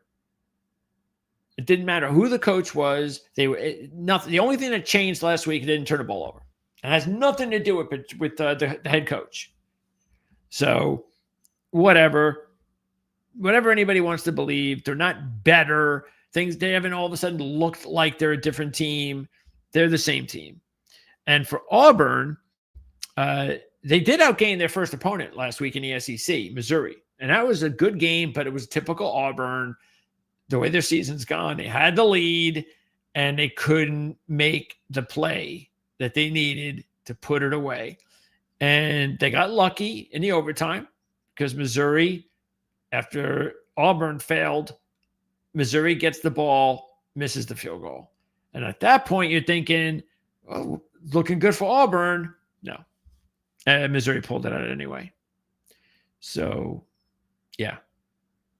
Auburn has been in the spot once this year, but that was as a road favorite. So if it flips back, the game week 1 against Baylor, they were a road favorite. They won that game. The road team in the series, 5-1 straight up, 6-0 against the spread the last 6 years. And Auburn, 0-4 straight up in the last 4, 1-4-1 against the spread in the last 6. There's not a lot of, I don't love this game, but I'm taking Auburn because they are just the better team. They are. That doesn't mean a whole lot, really. Because even though Auburn's a better team, Arkansas is fully capable of winning the game. But, I just think that I was just a quick look to see if I notice anything. If Auburn actually ends up as the dog in this one. Let me see. Road dog, I don't see anything. Let's see. Dog, away dog, dogs of, nope, nothing I see off the bat. So, I think the thing that really sticks out, though, is road team in the series has won 5 out of 6 and covered all 6. And I think Auburn's a better team. And Arkansas is going to a bowl this year. Auburn still has a chance, whatever that means. But I like Auburn. Okay, next up. We won't spend a whole lot of time with this one. Just keep in mind that last year when everybody was talking about the playoffs and who made it, who didn't, this was a big debate regarding this game last year because Alabama beat South Carolina last year. And I think they beat them by 2. And they were a 21-point road favorite, Alabama was. And everybody believes that this was the game that cost South Carolina. That if South Carolina would have beat Bama, that they would have been in the playoffs. So what does that say for South Carolina? Is this the one they circled all year? They're at home. We're going to get our revenge. This is the team that knocked us out, whatever. But as we know, Sellers and this team has been very disappointing this season. So I really don't see them coming through. But what I do see them doing is maybe covering, maybe. I'm staying away from this game. Alabama 0-1-1 as a road favorite this year. And I just think that's possible. We see kind of a letdown. They've had some big games lately. They get to bye next week as well. Almost like, hey, let's get to that bye quick. That does happen. Look at this team we're playing. We're better than them. Let's just get to the bye. So I could see a letdown. But what you could see is a letdown in the first half, and then they blow them out in the second half. After the bye, Alabama will host LSU and Oklahoma. It gets serious for Alabama. Remember, they've got the one loss, but it is not a conference loss. So that definitely helps them. So if they do lose a game, and they're still fine. They could lose another game, they're fine. They probably can't lose another one after that. But again, the fact that they have no losses in the SEC helps. But I don't see this one being a loss. Okay. Here's our boys, Vanderbilt. And I don't know what else to say. They're my pick again in the Wise Guy contest. I think I've taken them like 4 times. How many times have I taken them in the Wise Guy contest? Meaning, of course, they were my top pick of the week. So I lost it one time in the Alabama game. We all remember that one. So I had them against Virginia Tech, South Carolina, Alabama, LSU. So we're 3-1 with Vanderbilt. And the loss against Alabama was a crime. So, look, if they were 4.5, 5 favorite, I wouldn't take the game, but it's 2.5. I'm not even sure I'd take the game at 3.5. I would have been a little bit nervous with that. But 2.5 kind of says win.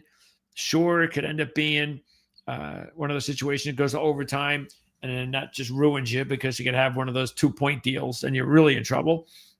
But I just still watching these two teams, they're my two favorite sleeper teams in the SEC, as you know. These are the two teams that I said beginning of the season that I don't know if they can win an SEC championship or get there, but at least I feel they're going to have better seasons than people think because most people had them ranked towards the bottom of the conference. So all of this is working out perfectly. And now I've got these two teams facing each other. But obviously, more with Vanderbilt. And I do feel more that Vanderbilt's better team. And I just still think that even though they're getting more respect now, there's still a little bit that they're not because it's only 2.5 at home. Okay. And I think they're a better team than Missouri. But a little bit, very, very little. But therefore, I think that they shouldn't be 2.5. I think they should be more like 4, something like that. Because that's what Missouri would be if they were at home, based on this line. Vanderbilt last year, 17-point dog, only loses by 3 in Missouri. They have covered 5 out of 7 against Missouri. Just one win during that stretch. Again, no big surprise. Next week, Missouri's on a bye. Vanderbilt's at Texas next week. I'm riding Vanderbilt. Just like I said last week, money where my mouth is. And this week, the line is in the same situation. And I'm going right back down that well again. Another game that I like, I think last week there were a lot of SEC games I didn't like. This week, there's a lot of games I do like. And you have a Texas team that is looking really, really bad on offense. I mean, this is a bad offensive team. And it's amazing to think about that. Arch Manning and all of his talent, he just looks lost back there. Mississippi State, meanwhile, gutsy performance last week against Florida. Should have won the game. Well, first of all, it was looking like Florida was fine. Then Mississippi State scores the touchdown, and all of a sudden, they're there with a chance to win the game. And again, another situation where the head coach is, we're going to throw the football. I mean, all you have to do, you're in field goal range. All you have to do is just get something that's just safe. Let's just put ourselves in position to kick this field goal. Look, it was unlucky. I'll admit that. I mean, Chapin gets hit. But most importantly, it wasn't the hit. It was really good design defense. You know, I mean, nobody was going to expect the defensive lineman to go back in zone. Tough break for Mississippi State fans. Good teams usually figure a way to pull that out. And then Florida fires their coach anyway. Imagine you're a Mississippi State fan. You're like, you're kidding me. The team we played, they fire the coach and they beat us. So we couldn't even get a win out of that.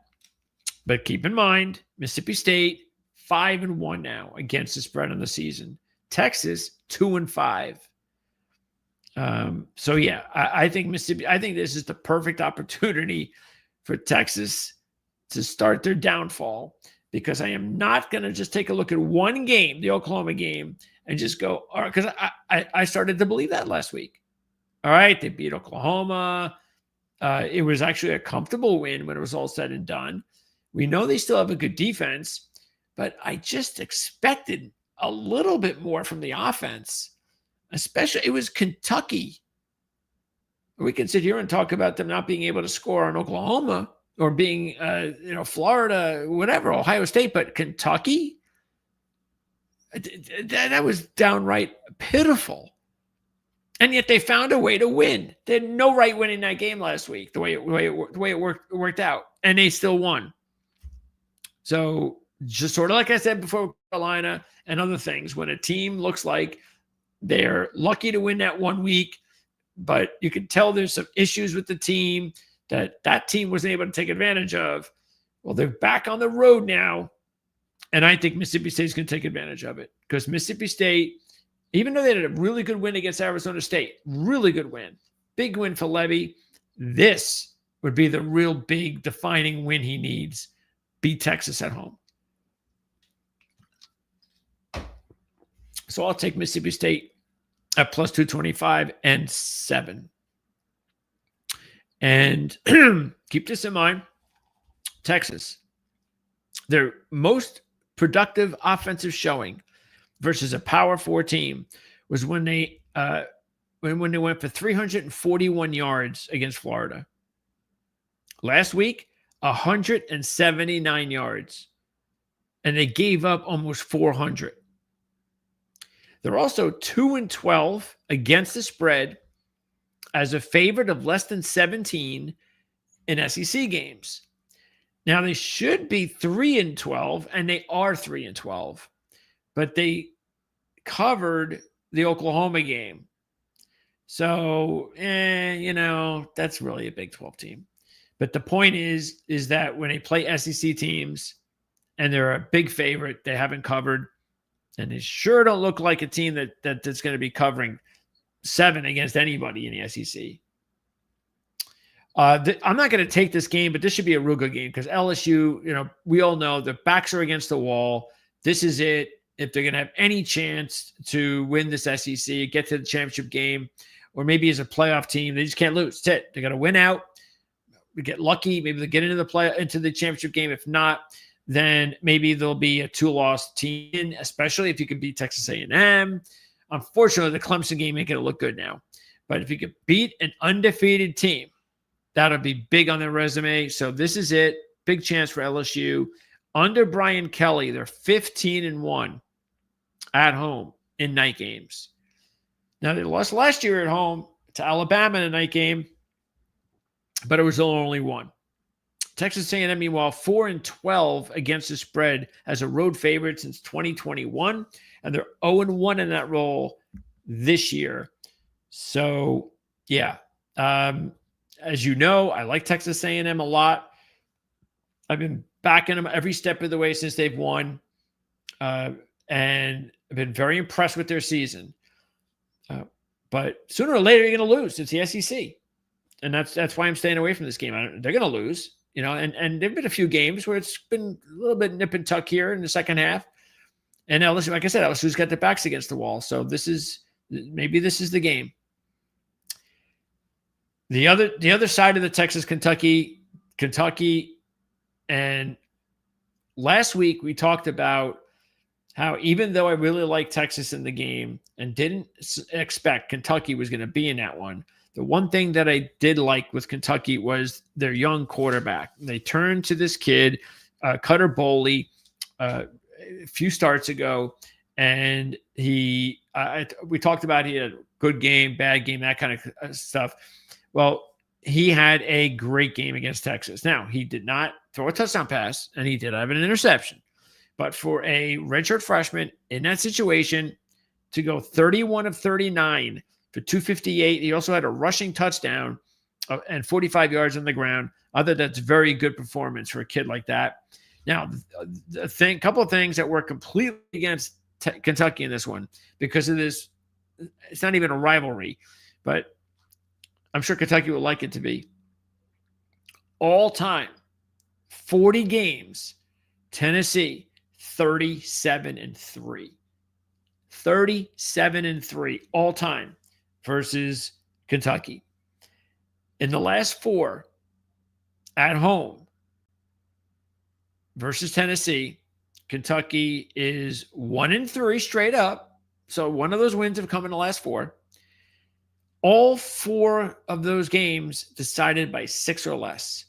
Okay, so the last 4, even though this has been a one-sided rivalry, Stoops has definitely been a big difference maker with this program. And the last 4 home meetings, they've been very close. So I'm going to go ahead and take Kentucky. I'm also going to take a little bit on the money line at plus 260 because Tennessee, I've kind of said it all year. I'm just not really, I don't think that they have a team like last year. I think they've just lost a little too much. They're still a good team. They have good players. They're well coached. But, they're just looked at 1-4-1 against the spread. They're also 1-7 against the spread versus losing teams on the road. So there are a couple of things that just really don't look good for Tennessee. The one trend, though, that does work for them, they've covered 6 straight as a favorite off of a double-digit straight-up road loss. So they come into the game, losing Alabama big, but that game was actually not because you see the score, and they were losing by double digits most of the second half, but that game was closer than you would think. They had that big, it was a 95-yard interception return. I think it was at the end of the first half, and that changed the entire game. And they were never able to get back from that. So, it's going to be tough for Tennessee to lose 2 straight. I get that. But my top play is definitely the 9. I'll throw a few bucks on the money line. And that's the SEC. Okay. Let's go to the Big Ten. All right. And, what do we make about this one? Now, if you look at Indiana's schedule, they really are in great shape. I mean, they're not playing a whole lot. Let's see. I'll show you Indiana's schedule here. Look at this. Maryland, a terrible Penn State team, an awful Wisconsin team, and a bad Purdue team. That's their schedule. So unless they have a major upset, which is highly unlikely, that is how you can become undefeated in today's college football. But I do not believe that you can't keep doing that. I think at some point Indiana is going to have to start adding some sort of competition, non-conference in the beginning of their game, in the beginning of their seasons. But at this point, it's all looking great for Indiana. And they're a 24-point favorite. I will say this. If they're going to lose a game, then this is the one. There's nothing about those other games that leads me to believe that they can get upset. Even Penn State. But UCLA has proven that, a switch just is turned. And if they didn't have this Nico kid at quarterback, I would think differently. But they do have a difference-making talent at quarterback to go along with this run they're on. Very fortunate last week to beat Maryland. I mean, that was like a game that UCLA did not show up. And it just shows you why everything's working out for them. Because even when they played a game, and it's only been like a few weeks, where are they? See, they're still down here. Okay. So it's only been 3 straight wins. It feels like 6, but it's only been 3 wins. But it was 2 wins. They had the big win, then they go on the road and win when nobody expected, and they came back home and they kind of were flat. But they found a way at the end of the game to beat Maryland, and that's all that matters, and that keeps the momentum going. And they've won the stats to the yards in all 3 of their wins in the streak. They're also 6-1 ATS, the last 7 as a road dog, 2-0 in that role this year. Indiana did beat UCLA last year handily. They won 42-13 as a 3-point road favorite. They're 2-2 as a home favorite this year. So there's a lot that does say take UCLA and the points. Where are we? Let's get back to the numbers there. There you go. And I agree. I'll take UCLA and 25.5, 26, whatever. 14-1 on the money line. Can UCLA make this a 4-quarter game? I don't see why they couldn't. It's possible, not probable. So just going to go with the 25.5. And even though I'm going to take the game, it's not like a game that I like a lot. I do like Northwestern a lot, though. Nebraska. I mean, what's going on there? Now, what's interesting from last week is that you had the James Franklin firing, and maybe it's a coincidence. It probably is. But you had Rule and Nebraska flat last week, completely flat. Same thing happened to Old Dominion. Matter of fact, I don't know if it was, I don't think it was the week before at Marshall, but they haven't looked good the last 2 weeks. But they also just had nothing against James Madison, got beat up. Was it because of the rumors?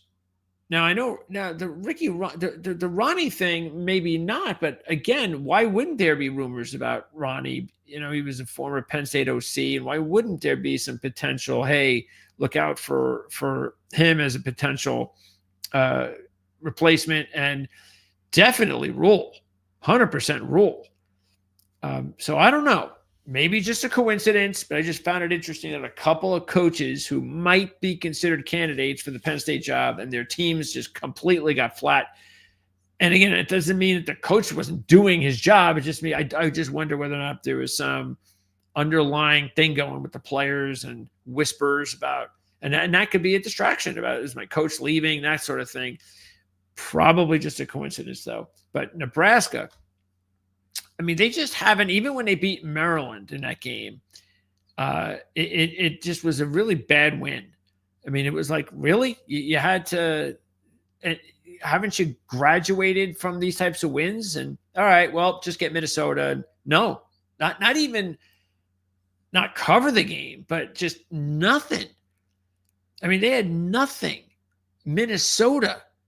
So that's why in that game, for sure, I'm like, I think there was a distraction. I have to believe that. But they just did not look good. Until they change this run they're on of just not looking good, then why wouldn't I take Northwestern? Northwestern is the complete opposite of what's going on with Nebraska. Northwestern is playing their best football all season, their best football like in probably a couple of years. We've talked about Braun. How many times we got to talk about how many upset wins he has? They've outgained their last 4 opponents, so it's not smoke and mirrors. Look, both of these teams are sitting there at 5-2, and look here in the conference. Check it out. In conference play, you have Northwestern 3-1, and where's Nebraska? 2-2. So that's the thing that you have to think about if you're Nebraska now. Now, this is different here because when we look at the standings SEC, but you've got Ohio State and Indiana. I mean, we told you about the schedule for Indiana, so we know they're in the Big Ten championship game with that schedule. They're in. Forget it. They're in. So if you're Nebraska, after losing that game,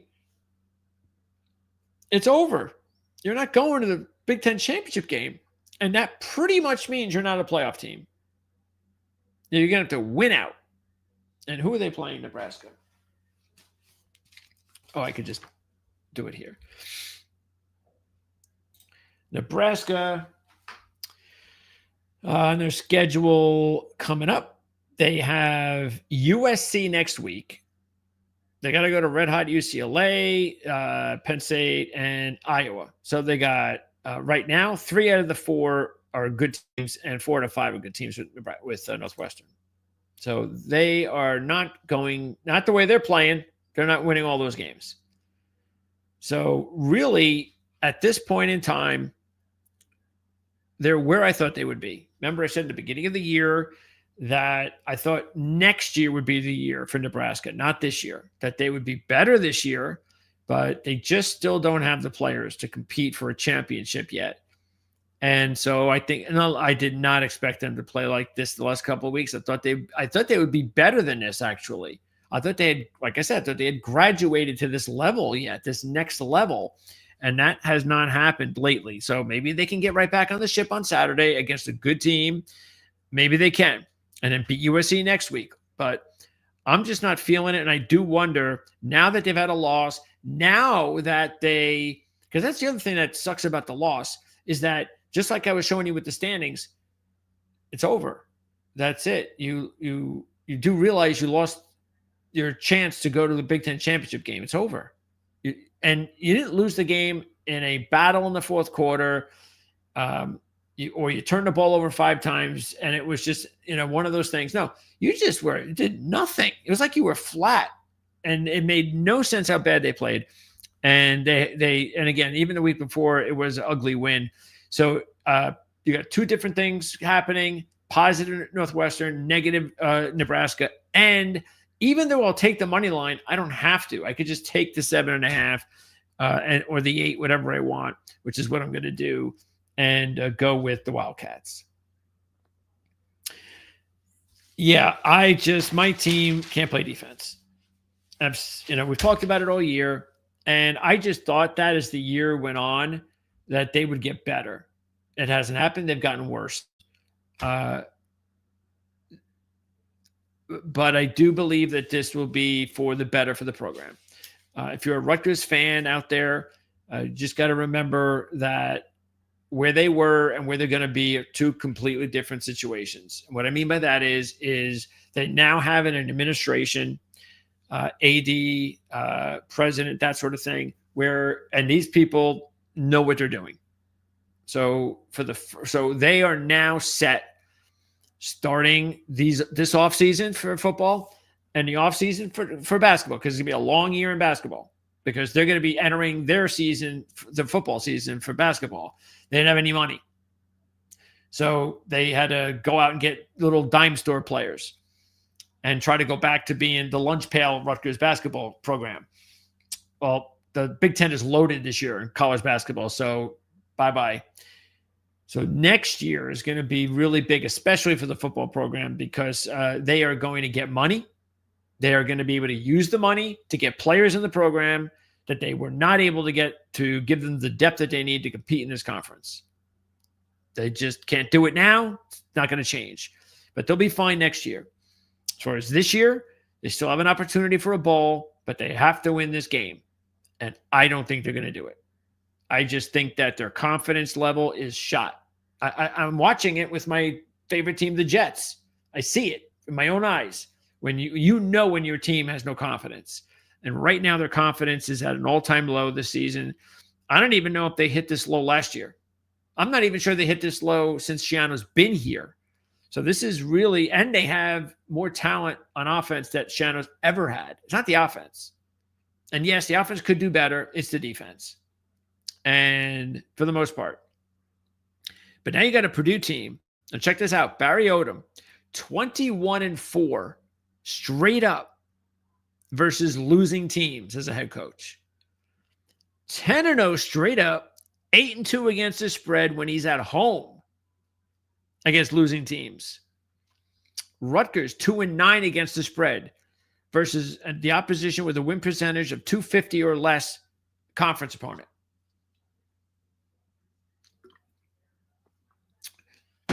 One second.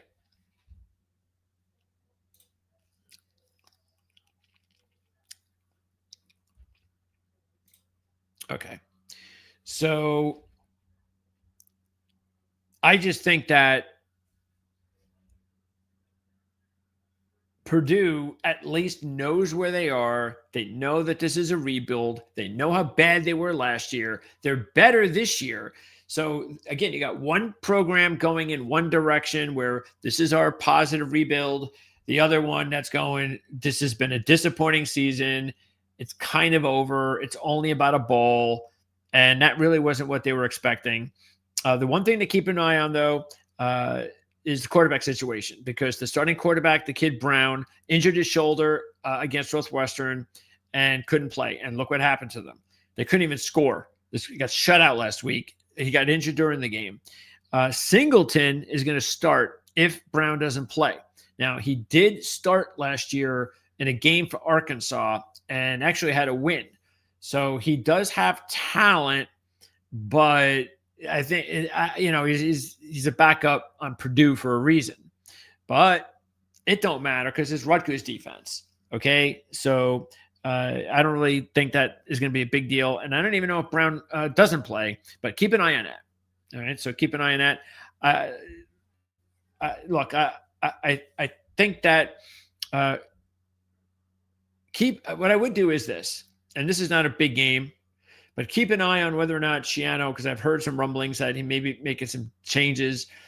And what I mean by that is I don't think he's going to fire his defensive coordinator because there's a relationship there. Matter of fact, what happened was he was looking for really good coordinators after Hirosimiak left for the UMass job, and he couldn't find the right guy. So he kind of went back to the well and just brought in someone who wasn't very good when he was here before, but he knows his system, and he didn't have to go out and teach someone his new system or anything like that. So let's just bring him in. Well, that was a disaster from the outset. And so I think he knows now that he doesn't know what he's doing. So he's going to have to do something like maybe even take over the defense. But if he does that, he'll do it kind of behind the scenes. And that's what I think might happen. But what I'm saying is just if you hear about some specific changes that actually might make sense, maybe you watch the beginning of the game, live betting, that kind of stuff, see how Rutgers responds. But I would just go ahead and, even though, look, Purdue's only 3-9 against the spread in the last 12 as a home dog, but they are 1-1 this year. They have a new coach. I told you Odom's record of 21-4 versus losing teams. And no, he hasn't had a team this bad. Okay. But I still think you'd have to take Purdue in that spot. This is a game I don't have a real feel for. And there are a few of those in the Big Ten. Washington, very disappointing performance last week. You can chalk that up. I remember I talked about this with the Rutgers game, all the travel. Well, it didn't affect Washington that week, but it sure did the next week when they went back to the east side and lost to Michigan at a 9:00 Pacific time start. So they had nothing to go on offense the whole game. But that was disappointing because that was, a big spot for Washington. But, regarding the opportunity to be in the Big Ten championship game, but now that's pretty much over. For Illinois, they are same thing like Washington, 5-2 overall. They've covered 13 out of 20 as a road dog under DePalma. They're also 12-2 against the spread as Big Ten road dogs of 2 or more since 2021. But they're 0-1 in that role this year. And that was the blowout annihilation at Indiana. Jed Fish is 14-4 against the spread at home in his career, 2-1 this year, and 11-2 in conference games, 1-1 this year. And they've covered 7 straight as a program off a double-digit straight-up loss on the road when they take on a team with a win percentage of 800 or less. And how about this bad one for Illinois? 3-17 against the spread off of a double-digit straight-up loss when they take on an opponent off a straight-up ATS loss. I just don't have a feel for this one. Washington's tough to beat at home. Illinois, you never know what you're going to get from them, it seems like, this season. So, there you go. All right, this is another game I'm not going to take. Minnesota, 8.5. Iowa's favored by 8.5. Both teams also 5-2. The difference is Iowa is 4-1-1 against the spread. Minnesota is 1-4-1 against the spread. Minnesota did get, I think, Darius Taylor maybe looked healthier than he's been all year in their win against Nebraska last week. He had 148 and a touchdown. He's their best player. He's been kind of banged up all year, but now it looks like he's healthy at the right time. And taking on an Iowa team that just continues to, win games as long as they're not playing, top teams like Indiana and so forth. And if you look at it, Minnesota, though, has covered 6 straight as conference road dogs of more than 7 following a win, straight up win. 6 straight conference road dogs of more than 7 following a straight up win. The Hawkeyes will be on a bye after this one, and then they're going to play Oregon and USC after Minnesota. Yeah, I don't know. I can't even understand how Fickle's still a coach. Boy, I feel sorry for the Wisconsin fans. I really do. Uh, Michigan, Michigan State. I kind of was feeling Michigan for the first few days. Now I'm like, I don't know. I still don't know if I trust Michigan's offense to give up 14 in a rivalry game because Michigan State, this is their season. It is their season every year. It's the big rival. There's the little brothers. But Michigan's handled them the last few years. They've beaten the Spartans 3 straight, 2-0-1 against the spread during those games. So it's a little sample size, but they are 15-5 against the spread as a road favorite since 2021. That includes the road win against Nebraska earlier this year. 1-1 though against Michigan State during that stretch with that trend. Michigan State, meanwhile, has lost the last 2 by identical scores, 38-13. Not the kind of scores you want to lose to identically, the last 2. And they are on their way to their 4th straight losing season. So if they can find a way to pull it out against Michigan, maybe Jonathan Smith can keep his job because that will go a long way in giving him an opportunity to keep his job. Be a night game. But yeah, we'll see. We'll see, how Michigan responds after their big win against Washington. Because we did say we liked Washington in that game, and we said if Michigan can find a way to win that game, then maybe it will be the springboard they need because the schedule is not bad. And if they can run off a series of wins and go to the matchup with Ohio State, they can make something of their season. And that's the Big Ten. Okay. Now, ACC. And in the ACC, we're going to start off on Friday night, and we have a good one. We have Cal and Virginia Tech, and I say it's a good one because we like the line. I don't really understand why Cal's getting almost 6 here. I really don't get it. We've talked about their freshman quarterback for Cal, who's had a really strong season as a true freshman. Probably been the best true freshman quarterback in college football, at least his results. And he's had surprisingly strong results, and the kid's got the goods. I mean, he's got the ability to be an NFL prospect, no question. That's something else. Cal, to have these back-to-back quarterbacks, Mendoza, and now this kid. Okay, so Cal, 5-2. Virginia Tech, 2-5. Virginia Tech, 1-5 against the spread. Virginia Tech, 0-3, straight up and against the spread at home this year against FBS competition. All as favorites. So, we've been here and done that with this team this year. I mean, they can't win or cover as a home favorite in FBS games. And even though they're coming off a bye, they're 1-5 against the spread off byes following a straight-up loss. Cal, meanwhile, if you look at them, they now have to get just one win for bowl eligibility. They had that escape last week, and I think maybe this is why the line is what it is, because they had a game which they really looked like they were going to lose to North Carolina.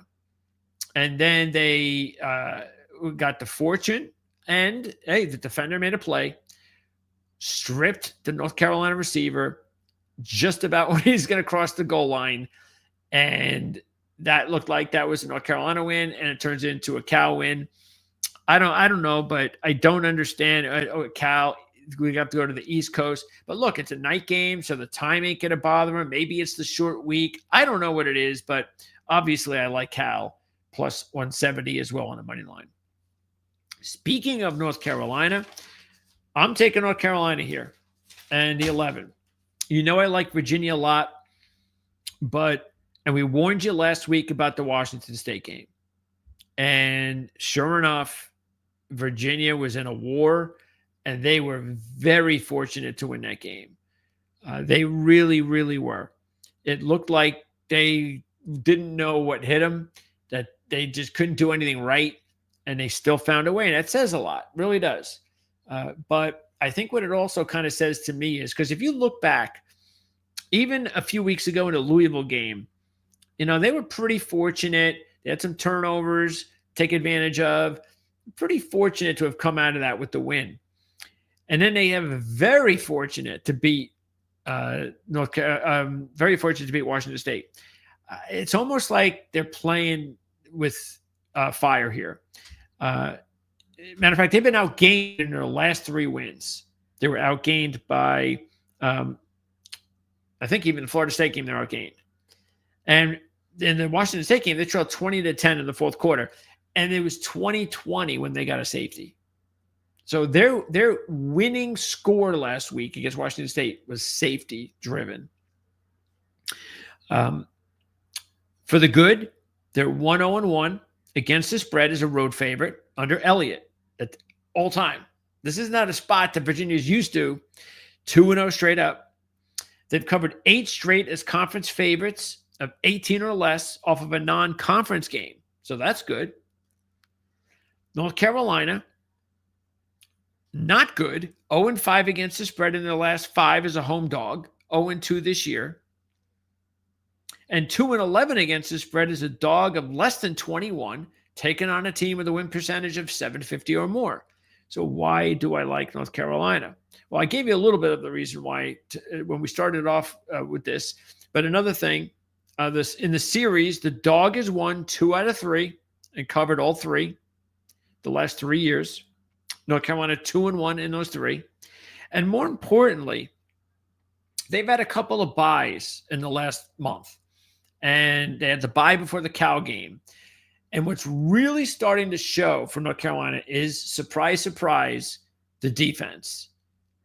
Bill Belichick, still a great coach. He knows what he's doing. Don't be fooled by all this social media, just nonsense about what's going on there about Belichick. And I get why people would act a certain way regarding Belichick and how silly some of this stuff looks with his girlfriend and all that. And I get all that.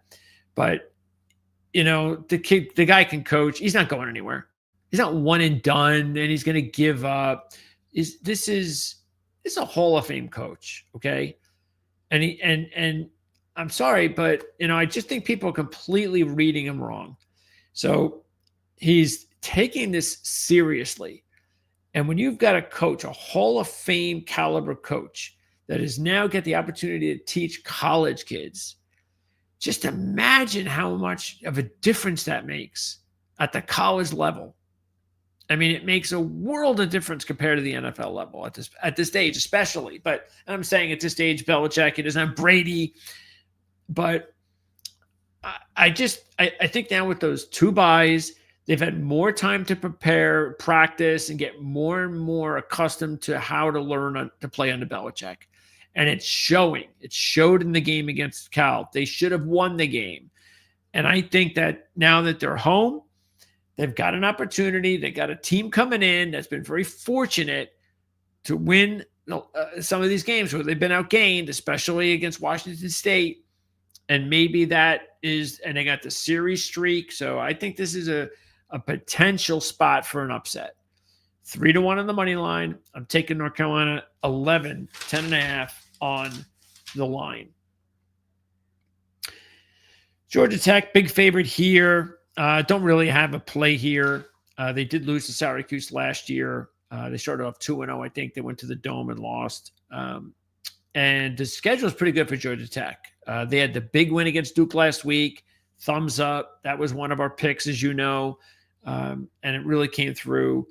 Their schedule now is really nice. And then they play Georgia. So, hey, just hoping. I've got King as the Heisman guy. And look, the Heisman Trophy Award, unfortunately, has gone more towards, we're just going to give it to the quarterback who's playing the best now. And I'm sorry, that's not what the award is. There's a quarterback award. It's the Unitas. I think they have 2 of them. That's not what the Heisman's supposed to be about. There's a bunch of different things that you can reason with what the Heisman should be for, but it shouldn't just be, oh yeah, Mendoza right now. it's interesting because every week it's a new quarterback.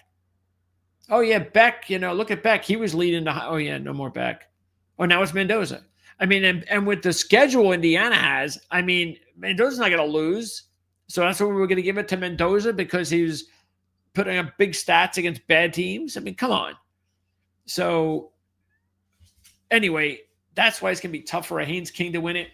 And they don't have a lot of big games coming up now, but they do have the Georgia game, and maybe the Georgia game will be, which it should be, significant to give him a chance to win the award. Wake Forest. Dickert has done a great job. Another great job. Speaking of Washington State, the former Washington State coach goes to Wake Forest, and he's doing a really good job. Who would have thought it, right? But Wake Forest hanging in there in the ACC. Let's go to the ACC schedule. And look at Georgia Tech at the top. There's Virginia, and there's SMU. So SMU undefeated. Okay, there's Cal. We talked about them at 2-1. And there's Wake at 1-2. But Wake is 4-2 overall coming in here. And I'm actually going to side with Wake in this one, but I just don't like the fact that it's so low at 3. It bumps to 3.5. If I can get 4, 3.5, I'm happier. But I think this could be a real tough for SMU because again, they haven't lost yet in the conference. It's a sandwich game. They had the big win last week against Clemson. They got Miami on deck, and now they're on the road against Wake. So that's where hopefully if you're taking Wake, you can take advantage of that. Ashford, the quarterback for Wake, got hurt, didn't play last week in the last game, excuse me. And I was okay with that because I like the backup Purdy.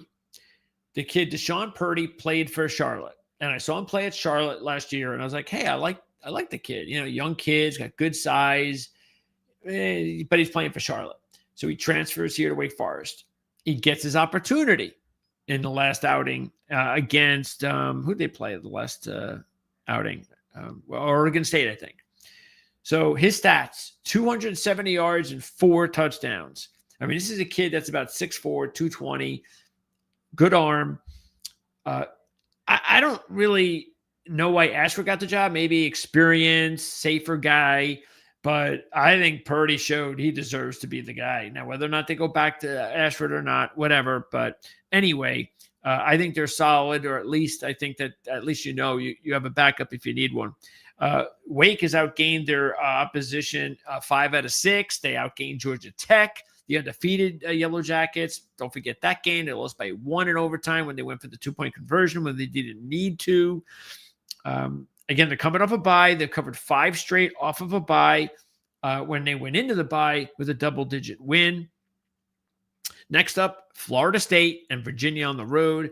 And we told you who's up for SMU. So, yeah, we're going to go ahead and take the Deacons in this one. Not a big one because, like I said, the line is a little small. As much as we really talked up, the young freshman quarterback for Pitt, going into the Florida State game, we had that one as an upset, and he made us look good and smart. And we liked him last week against Syracuse. But this week, I'm going to go ahead and say that maybe NC State might be able to pull off an upset here. They're first of all, they're coming off a bye, so they're in good position for that. If you look at the trends, it really does work for NC State. They're 17-2 against the spread with rest, coming off a loss, while Pittsburgh is 1-7 against the spread when they take on an opponent with a 500 or better win percentage coming off a bye with rest. So they're both colliding there in a very positive way for NC State. So I definitely like the 6.5, 7 for NC State. And I say, why not throw a little bit on the money line? Maybe do that in a parlay or something. So this is one of those situations where I might take NC State and a money line in a parlay, like maybe Cal. And then Sunday you can put Denver's money line, like we talked about, or Dallas's, that sort of. What was the other game? at 4:00 on Sunday. I forget. Anyway, so check the schedule out for Pitt. In their last 3 games, Notre Dame, at Georgia Tech, and Miami. So if you have any illusions of Pittsburgh winning the ACC, I don't think that's going to happen. But again, I think this is a good shot for NC State to maybe at least cover the spread. And they are the only team to have beaten Virginia. Don't forget about that. Stanford, don't forget about our Stanford Cardinal. Came through for us last week as a 17-point dog, outright upset. We got him at 6-1 on the money line. Hopefully you took advantage of that. Big line there, and that's it for the ACC. Okay. Let's go to the Big 12. And we'll start with this rivalry, Kansas and Kansas State. So, I knew there was a streak here of Kansas State. I just don't remember what it was, but I recall Kansas State had this big streak against Kansas. I honestly thought that the streak had been broken when I saw the line, which started at 2. And then I realized doing my research, it had not. Kansas State has beaten Kansas 16 straight times. 16 straight. And Kansas is favored by 3.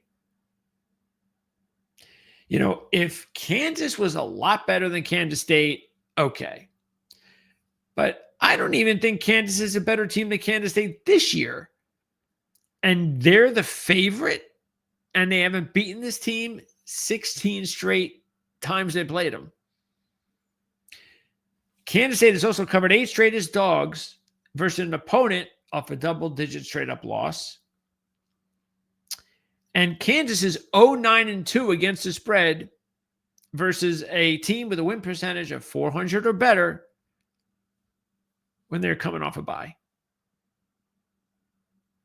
The only thing going for Kansas is they've covered 5 straight off a bye. 1-0 this year. So they know how to win off a bye. That's about it. They're 2-3 straight up, 1-4 in the stats versus Power 4 teams. So they're not even a 500 team versus Power 4 teams, and the yardage has gone 4 out of 5 the opposite way. I don't look. They've got a nice quarterback, but I don't see a big quarterback advantage here. So, yeah, the Sunflower Showdown. And Kansas State, also because they're 3-4, they have a little bit more work to do. They look. I don't think that really matters in a rivalry like this, but I think Kansas State definitely deserved a little bit better. They had that really brutal loss against Baylor, and what was it? The last couple of games. Oh, we talked about this after the bye. Let's see. They had the bye. They came out and they beat up Central Florida. And then it looked like they were ready to go on a streak. But no, even though they outplayed Baylor, they lost that game by 1 on that game-winning field goal at the wire. Then they came back. And remember, we liked them last week against TCU, and they beat them up by 13 points. And so since the bye, they've been doing really well, a lot better than the beginning of the season, except for that very misfortunate loss against Baylor, which they easily could have won, and they're the dog. So against a team that they've beaten 16 straight times. BYU. All right. Again, another team that came through for us last week against Utah. That line kept going up. I mean, I think by kickoff, they were like 4.5, 5, which was really surprising that the line got up that high, at least in the sports book I was with. But they came through. Big win. Stay undefeated in the rivalry. Stay undefeated after the rivalry win. And they remain undefeated. Taking a look at the Big 12 schedule. Standings. And you can see here that they are right there with our, check this out. How awesome is this? Cincinnati was our top sleeper in the conference. and they're atop the conference. This is awesome. We mentioned BYU was not going to be as bad as people thought when they lost Reslav. And we did talk about the quarterback, the freshman, a talented kid, talented recruit from Stanford, but he was a freshman. Totally understood. But that was the deal. For BYU, it was, can they get enough out of the freshman quarterback? The schedule was good in the beginning of the season, just like last year. And could they just win, keep getting confidence with the kid? And that's what they did. And then they go to the Utah game, just like last year, undefeated. And then they beat Utah. A close game. They beat them last year, close game. But what happened after that? After that, they wind up losing their next two. And when you look at their schedule, they've got Iowa State this week on the road. They've got Texas Tech next on the road. They got a bye next week. Then it's Texas Tech on the road. Then TCU, and then at Cincinnati. So that's why, as we said in the beginning of the year, they could get on a roll. They could put themselves in position. And if the quarterback gets enough experience, they could be a dangerous team. But then we'll find out when they start playing all these tough games. Similar to what happened last year. For Iowa State, it's been kind of Jekyll and Hyde the way we've been with them this week. So with this year, 1 week we like them, next week we don't. So we've had a lot of that going on with them. And this week we like them. So I just think it's going to be tough for BYU. Undefeated, the big win rivalry win. Now they're going to go on the road, and Iowa State in a much more precarious situation, as you can see here. They're in. Now, is it possible? Once again, 2-loss team. Yeah, it is. But bottom line is the backs are against the wall. If they can get into the championship game, they're going to have to win out, and they obviously have got to beat BYU that's ahead of them. And the thing that they're thinking of is, hey, we beat these teams. I haven't looked at their schedule. I don't think it's important to do that. But if they can run the table, and if you have a couple of the teams ahead of you, maybe you mathematically can get yourself into this. Because next week they're playing Arizona State. That's another team ahead of them. Also, Matt Campbell, 41-21 straight up at home, 3-0 this year at home, 16-6 straight up, and 17-4 against the spread off of an ATS loss. And they're 1-0 straight up, 1-0 against the spread this year in the same scenario. They're also 3-0 straight up, 0-1 against the spread at home. So the home situation right now for Iowa State, and coming off a spread loss for Iowa State, has looked really good in this scenario for the Cyclones. And that's why I'm going to go ahead and take them. These two teams played, I think it was 2023. Yes, they didn't play last year. And it was in, let me just double check. I think it was in BYU. Let's see. They played 2023. They played at BYU. They were a 7-point dog and lost 45-13. So this is a revenge situation, but I think that's probably the one good thing. If you're thinking of BYU, that would be the one good thing I would look at. Is that going to really impact this game at all? Maybe it helps them. It's also homecoming for Iowa State. So you got homecoming, you've got the 2 losses, you got hey, we're not out of this. You got all that really good stuff backing Matt Campbell and these trends. And so there's a lot to like about Iowa State in this one, in my mind. It's not a big game for me, but it's enough for me to take them. Now, this line is starting to get really small with my sleeper team, the Bearcats. I've been so proud of their team, of what I've seen from them this season. They are not, I honestly still don't know if they're a Big 12 title team. I don't. I know that they've now obviously put themselves in position for it, but they've got to win these types of games.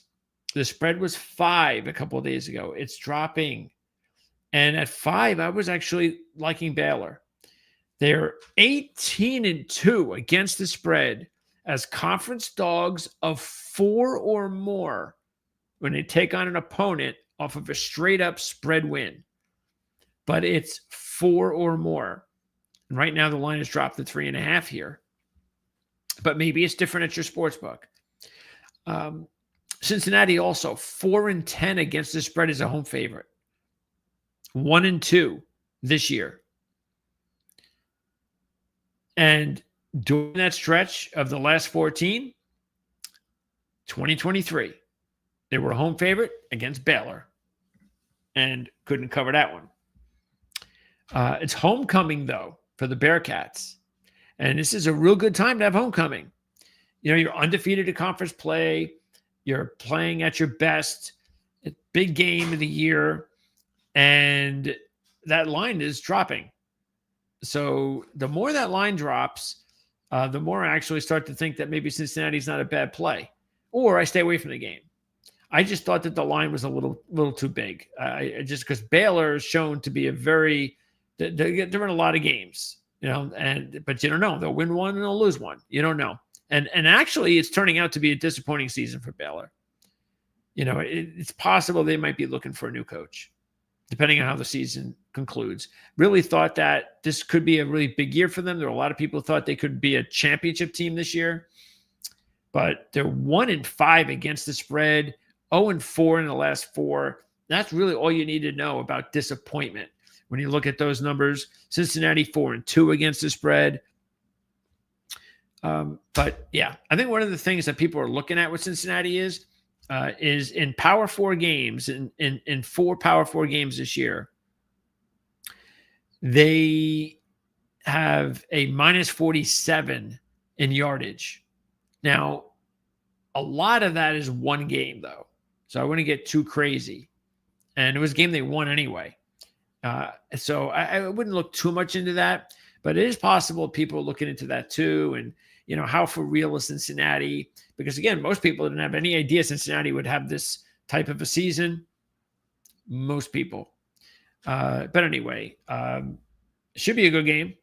You know, there's no reason to think that will not be a fourth quarter game. That will be a fourth quarter game for sure. I was thinking about TCU early in the week, but I don't know. The line keeps getting bigger, and I honestly don't know what to expect from West Virginia. You know, I was kind of surprised they got blown out last week to Central Florida. That didn't really make much sense. That's the reason why I don't know what to expect. Look, you know I'm going to jump on Arizona State here. I'm glad the line has gone down to 7. Another big win for us last week. And if you watch the game, the way the game was playing out for most of the game, Arizona State was clearly the better team. I think it's so funny, too, if you watch the game last week, when Texas Tech got back into it, and they actually took the lead in the fourth quarter, they actually put up missed opportunities on the screen. And they talked about I don't know if it was like I forget what it was, things like, you know, they could have got a fumble or they missed an extra point. There were a few things that didn't go Texas Tech's way. And the thing I'm thinking about this missed opportunities is, don't forget, like 5 minutes ago, the game was over. Arizona State was up 2 scores, and they were the team that had field goal. And if they would have stopped kicking field goals and scored at least one more touchdown, the game would have already been over at that point, really over. So if anybody had missed opportunities, it was Arizona State for not capitalizing on the field goals into touchdowns and to putting themselves in a position where they trailed because of 2 plays. And actually probably say 2 plays, both special teams. It was terrible. But they showed guts and resilience. That's what Sam Levitt is. This is why I liked him from the very beginning of the season, because that's the kind of kid. To me, that's just like King. That's, to me, what a Heisman Trophy award should be given to if it's a quarterback. Okay, for the ability to do that. And with everything on the line, the entire season on the line, especially when the game was over just like 5 minutes ago, to be able to march that team down. They had a 4th down at midfield, and they were able to get that big pass play. So an amazing way to win that game.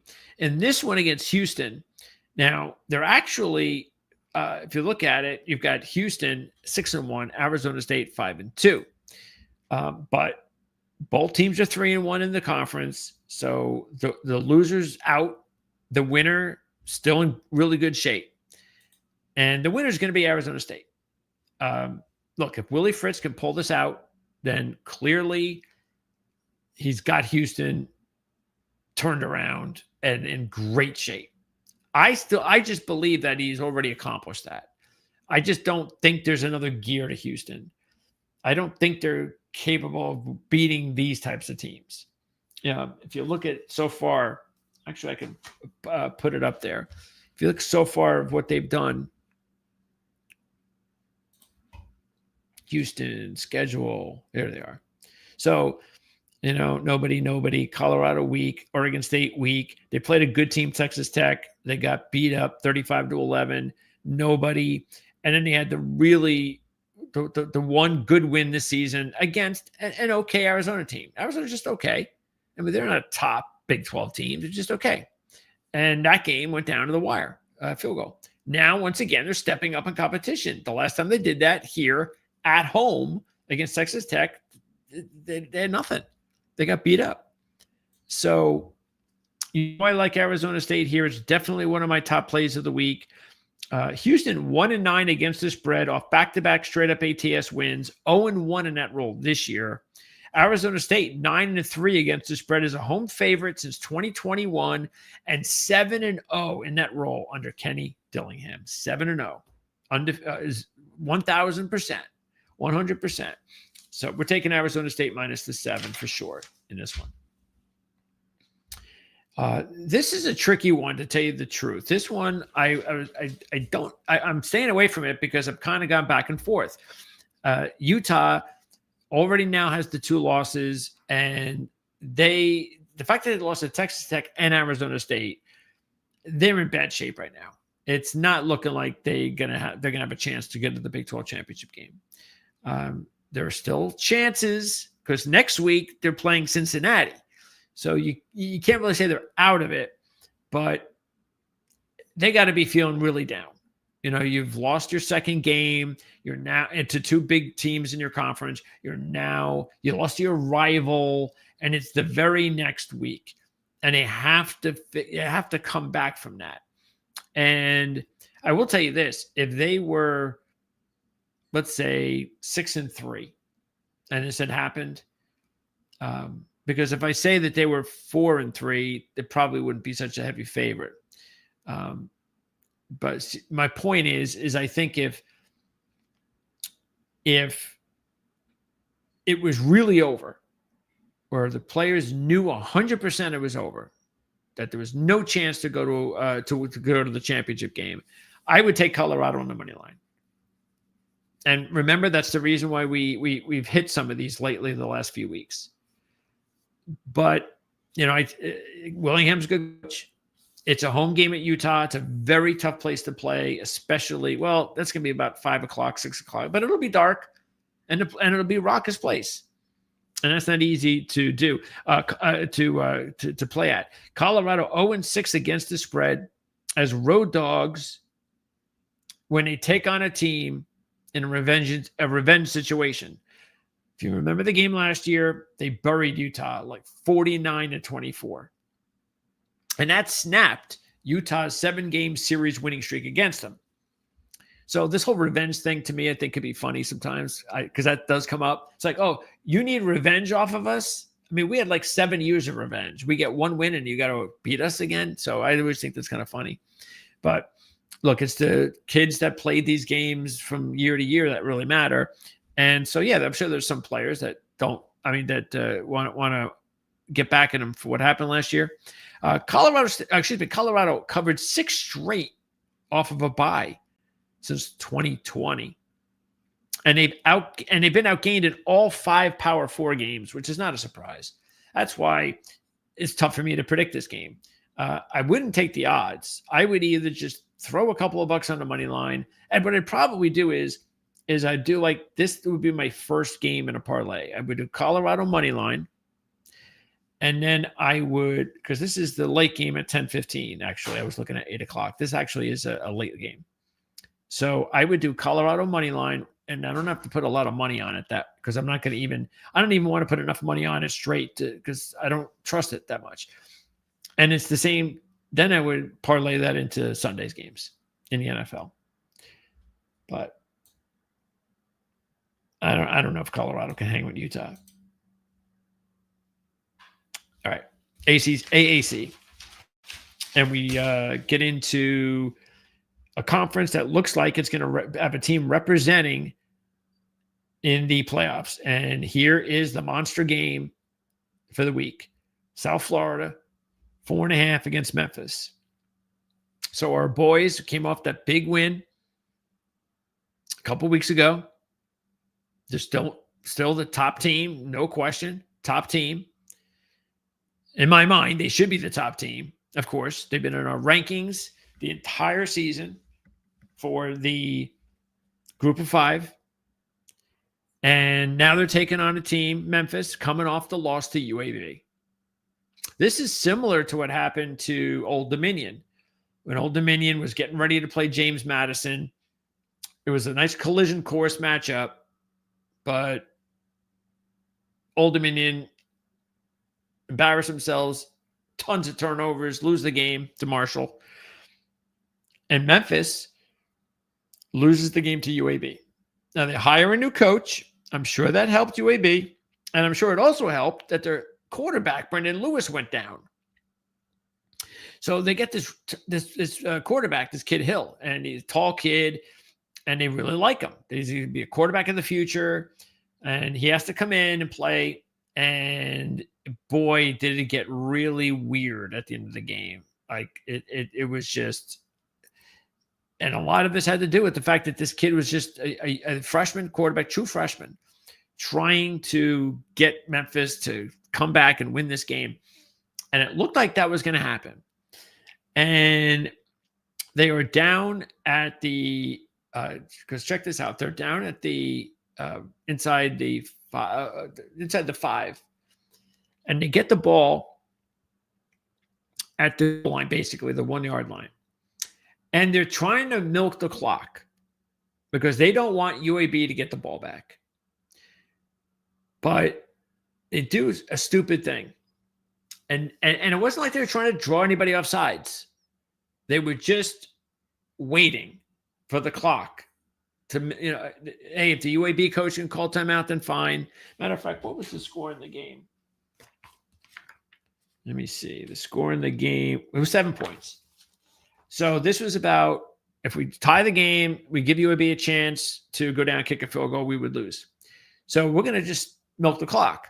But what the coach screwed up because he had the offensive lineman down ready to hike the ball.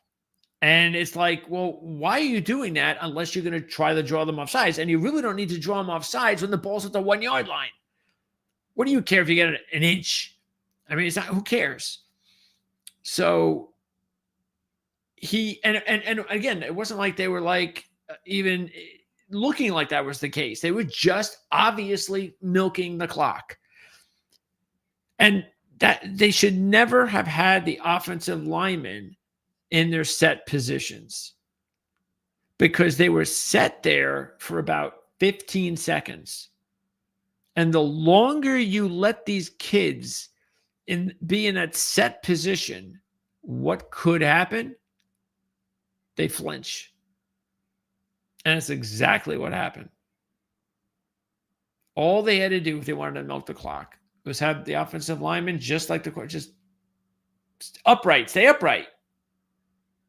Well, wait for you to call timeout. If you're not going to call it, then we're just going to stand there like this. We don't have to be in that position. And he flinches, they get 5 yards. And what was a guaranteed touchdown from the 1-yard line was no longer guaranteed. They were able to get a play, I think, where they got back down to the 1 yard line, but they only had like 2 downs left or something, and they couldn't get in. They lost. They lost the game basically because of that stupid decision. And so Memphis loses their first game, and now we don't know if Lewis is going to play yet this week. So it's either the true freshman gets his first start, or Lewis comes in and hopefully saves the day if you're a Tigers fan. But at 4.5 on the money on the line, I got to believe that Vegas believes that it's not going to be Lewis. There's no way I'm going to believe that South Florida is a 4.5-point favorite in this game if they think Lewis is going to start. Because remember, South Florida just 2 weeks ago was a what? By game time, weren't they like a 3-point dog to North Texas? So you're going to completely switch that like a 7-point swing with South Florida on the road again. And Memphis is better than North Texas. It has to be, everybody believes now it's going to be the freshman quarterback. And in that situation, well, yeah, I mean, why wouldn't you take South Florida? I mean, you know where I'm going. I mean, I've been saying this whole season. Even though in South Florida situation, they can still lose the game and get to the championship game. But the problem is you don't want to put yourself in the hands of the committee with the whole Boise State crap. Sorry, Boise fans. Because you know how biased they'll be with Boise, even though South Florida beat them. You just don't want to put yourself in that spot. The good news is, though, is Boise's got 2 losses. And like I said, if South Florida loses here, they'll have 2 losses. So I can't see any way that would happen, but you never know. What you just have to do with South Florida is you have to try and run the table. You just have to. And hope that's good enough. Because you go to the MAC championship game, then that's it. Rest of the schedule, they do have a couple of tough ones. And this is all here. They do get UTSA at home. They should be able to handle them at home. But this is not going to be easy at Navy. The weather could be cold and damp, and who knows, mid-November. Anything is possible with the weather. They're a South Florida team. So that's so that's why, if you got a freshman quarterback here, just take advantage, win this game, give yourself a cushion, because you're not losing these 2 games. So just make sure that this game against Navy is your mulligan. The only thing with that is at this point in time, Navy happens to be undefeated, and you don't want to be shut out because you're not playing Tulane. You don't have that advantage. And if Tulane winds up winning all those games and you don't go to the AAC championship game, you're not going to the playoffs. But anyway, I just think South Florida is just way too good this season to lose to a true freshman quarterback. As far as the numbers, USF, now how about this? This really works for them. The road team in this series is 10-0-1 against the spread in the last 11 games. So that is working already for USF as well. Okay. I'm going to look at this as a potential double-digit upset because I do not have a lot of options this week compared to even last week. Even though I had 3 last week, we hit Louisville and Stanford. This week, not as confident or strong. So I'm looking for a few of them, and this is one possibility. Rice is coming off the bye. They did have a disappointing blowout loss before the bye. So maybe the coach can, and it's a new coach. He's the coach who was with Davidson, a very successful FCS program. So he's trying to build something here. Rice has covered 8 out of 10 as a home dog, but they're 0-1 this year. UConn, meanwhile, is playing the exact opposite of Rice. I mean, they are playing their best football of the year. They have won their last 2 by an 89-33 margin. They had the big win at Boston College. Maybe there's a hangover there, and that's what I was looking at. Maybe there's a hangover. UConn is 4-11-1 against the spread, after they score 35 or more. And they beat Rice by 7 the last 2 years, exactly 7. So that means that they've been close games, play here or play there, and maybe Rice could, force overtime, whatever. So because of that, that's why I'm saying possibility that Rice would be a double-digit upset play, but I just think UConn's playing too good right now.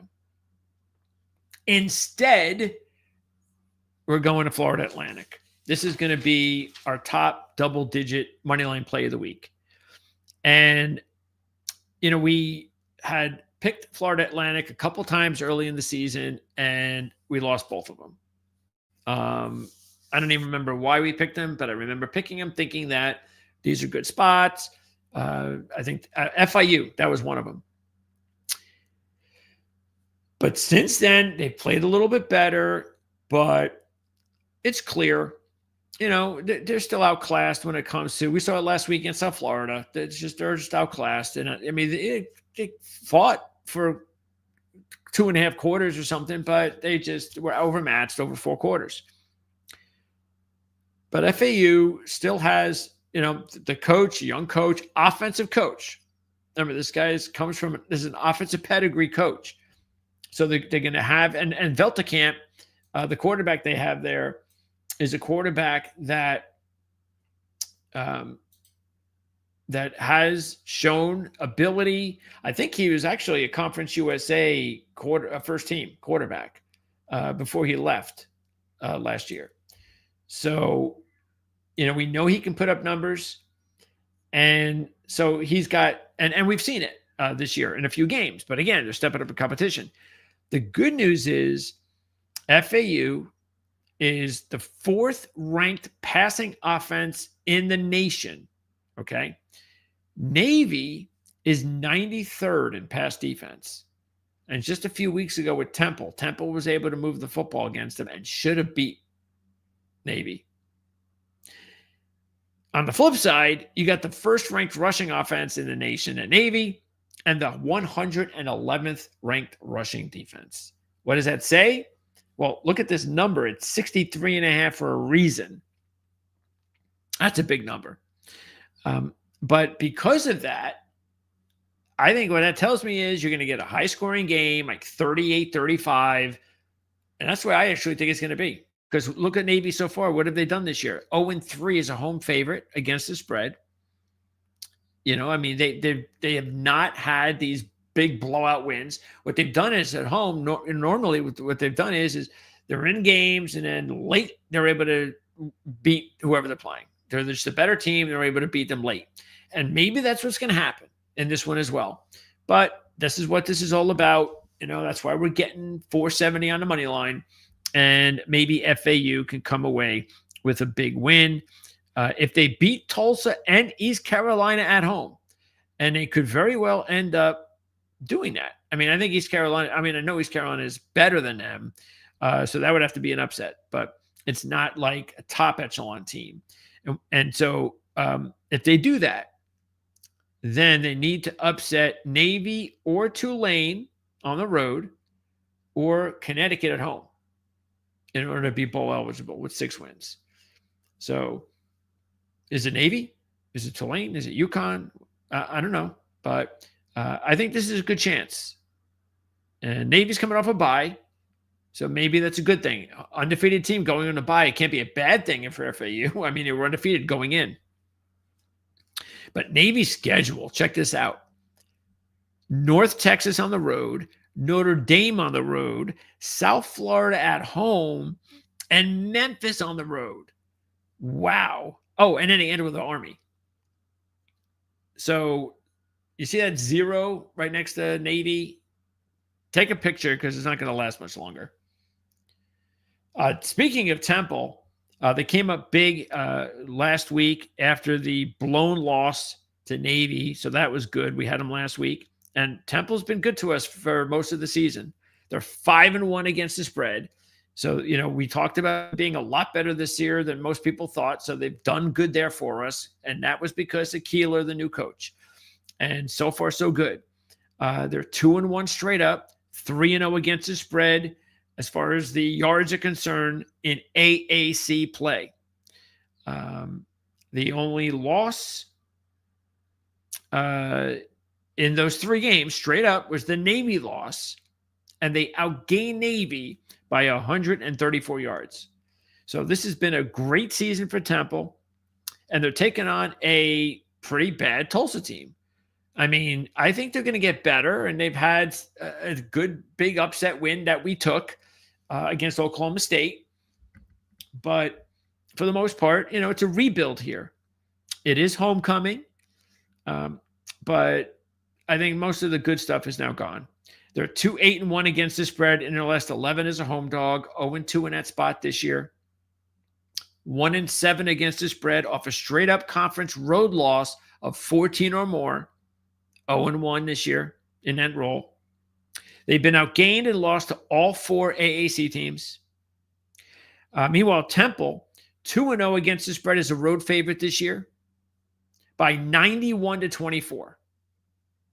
So even Temple, who's had the good, strong start this season, especially 5-1 on the spread, on the road as a road favorite, has done really well. 11-1 against the spread as conference road favorites versus teams with a percentage of 500 or less, and 1-0 in that role this year. So there's an awful lot that says Temple, and on top of it, the favorite in this series in the last 6 meetings has won all 6, covered 5 of the 6. So this is definitely one of my top plays of the week. And Temple has been very good to me this year. And I had him last week, obviously, 2 weeks ago as well with the points with Navy. But don't forget, we also had him to win the game outright. And we were not able to cash that ticket. That's the AAC. Now, let's go to the Mountain West.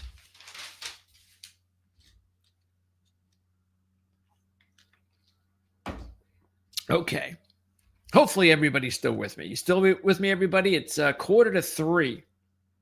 What am I saying? It's 2 hours and 45 minutes in. All right. Let's see. Let's start with Boise State Friday night. And here's an interesting deal here. Let's see. Nevada lost by 7 on the road last year to Boise State. Remember last year's Boise State team that went to the playoffs? Nevada lost by 7 on the road as a 23-point dog. And the real DeMarquay says he's still with me. Yes. 23-point dog. And that was a really good Boise team.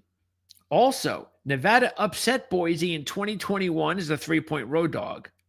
But they did lose. They got demolished in 2022 at home. Anyway, the point is that even though they're a 22-point dog this year, 21.5, same situation last year, except they were home, not on the road, or vice versa. Look, I don't think this is going to be a close game because Boise State they're having a field day with the Mountain West teams this year. They've outgained all of them, all 3 of them, by 342 yards, 114 a game. Nevada, though, remember, they've had now 9 losses by 7 or less since last year with head coach Jeff Choate taking over. And again, last week, another close loss. I just can't see that happening in this one unless whatever happened last year can happen again this year. And they get the worst of Boise and the best of Nevada, but I just can't see it. Now, here's a good one. If you like Mountain West Conference football, if you like college football in general, this is a really good one because there's a lot to like in this one. Both teams are 4-3. Utah State having a good season at 5-1 on the spread line. This is one of those. Both of these teams are 2 really good stories this year in the Mountain West. Bronco Mendenhall, remember, was New Mexico's head coach last year. He is now at Utah State. A lot of people in New Mexico, a lot of the fans really didn't feel good about the loss when Bronco left him. Thought that because Bronco, when he got the job, basically told the New Mexico fan base that this was going to be it. He was here for the long haul. But what happened was the Utah State job came open, and that was not expected. And that was really Bronco's main, that was really the one that he wanted to take. And if that job had not popped open, let's say that the coach of Utah State would be there for the next 10 years. He'd be in New Mexico for the next 10 years. But the one job popped open and he had to take it. So I'm just saying that because there's going to be a lot of New Mexico fans that all week they're waiting for this one. They want to beat Bronco. So keep that in mind. But Jason Eck is doing a really good job. I don't think they're disappointed at all about getting Jason Eck. A real good, successful run at Idaho, doing a great job with the team this year. New Mexico, though, is 3-16 against the spread as a home favorite since 2015. They are 1-1 this year, so that's good. Utah State 2-0 against the spread as a road dog this year. The favorite in the series has won 4 straight, covering 3 out of 4 the last 4 years. And I just think this would be a good game to watch. I expect this to be a very hard-fought game. Barnes, the former Utah transfer quarterback, has been one of the better quarterbacks. He might be the best quarterback in the Mountain West. And Ike Larson is going to be a pro, the safety for Utah State. Really heavy hitter, like that kid. Talk more about him in the spring for sure. So anyway, good game in the Mountain West. And here's our boys, the Aztecs of San Diego State. And the more they just keep winning, the more that, they just are going to show everybody they are for real. But even now, there are a lot of fans out there who have no idea that San Diego State is having such a good season. They are sitting here in really good shape, but you still have, 6 teams here that are within striking distance. Now, if Utah State can beat New Mexico, that keeps them alive with only 1 loss. But a lot of these teams are going to play each other. And when it's all said and done, the bottom line is who do I think are the better teams? Well, of course, you know how I've been behind San Diego State lately. I really think they're for real. Same thing with Hawaii, but Boise, I don't see how Boise is not going to make it, because I think the only way that could happen is San Diego State is playing Boise, but they're also playing Hawaii. So you see, I guess what could happen is if San Diego State beats Fresno, loses to Hawaii, beats Boise, and then you get one of the situations where you have a whole bunch of teams with 1 loss, and Boise State would have a loss, San Diego State would have 1 loss, Hawaii would have 1 loss. Then maybe there's a chance. I don't know how they go about doing it. It could be strength of schedule, could be wins, losses within the schedule. I don't know what it is. But maybe there's a chance that under that scenario, Hawaii and San Diego State could match up and play in the championship game.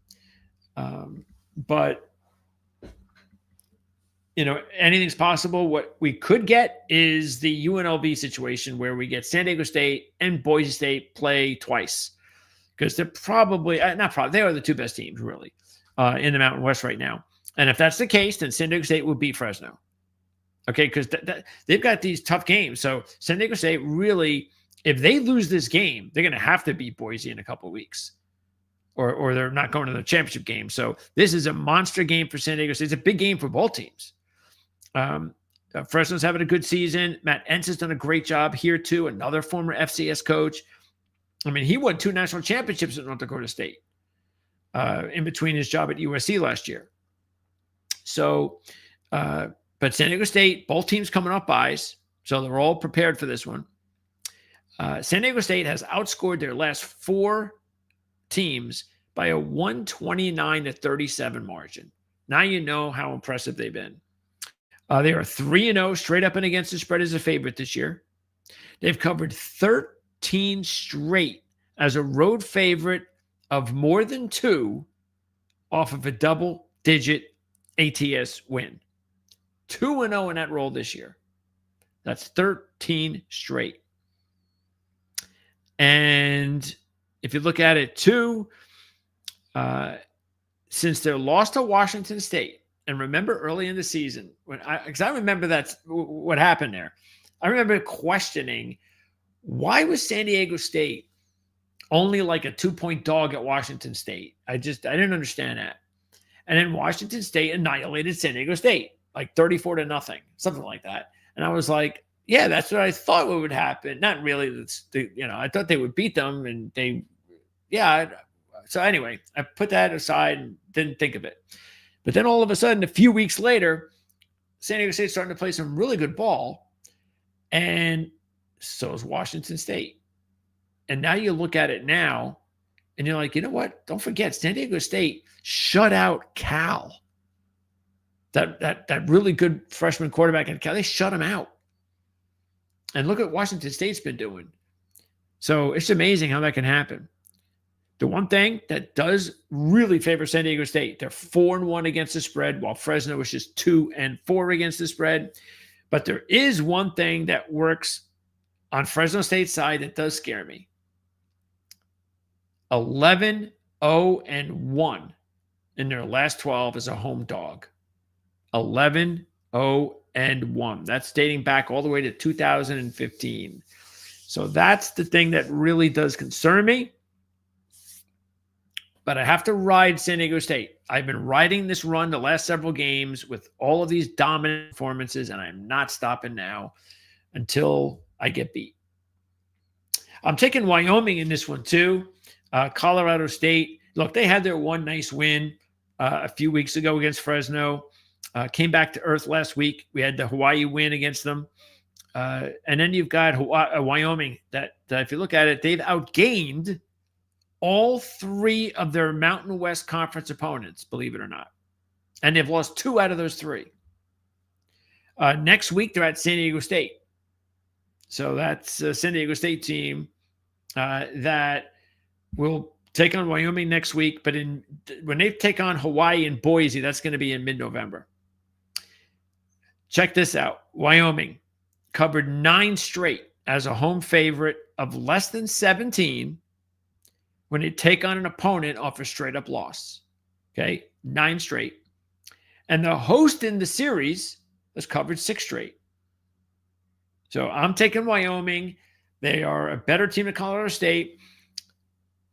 Look, there have been these coaches that have followed really good coaches. We've talked about that with Oregon State. This is one we've talked about with Bowl retiring.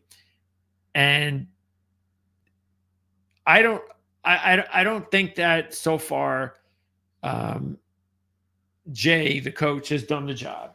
Jay Spiegel. And I think that he's done okay. Obviously, you take a look at the numbers that we talked about. Jay Salvo, excuse me. And that's okay. I think that shows you that they're competing, that the defense is still the trademark. That's where he comes from. It's his side of the ball. And we talked about the quarterback. They have a decent quarterback for this level and all, for this program and for the conference.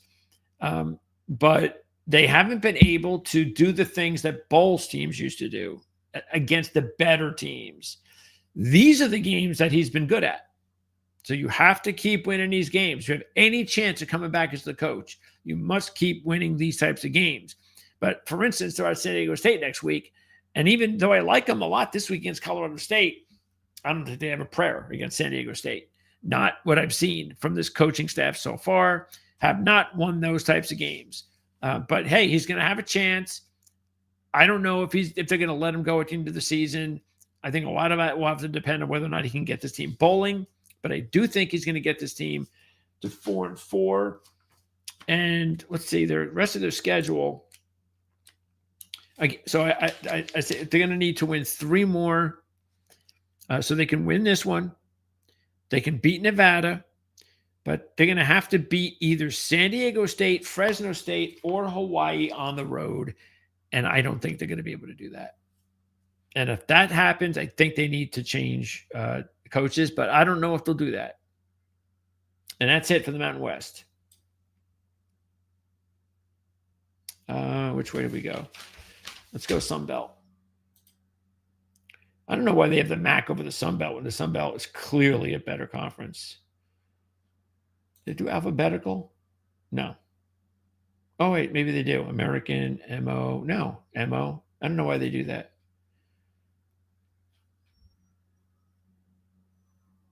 Okay. Yeah, I don't see anything here. I don't see anything here. I don't know what to expect from Old Dominion after those two performances. This one, don't really care about that one. This is the one game. There are two games in the Sun Belt we'll talk about.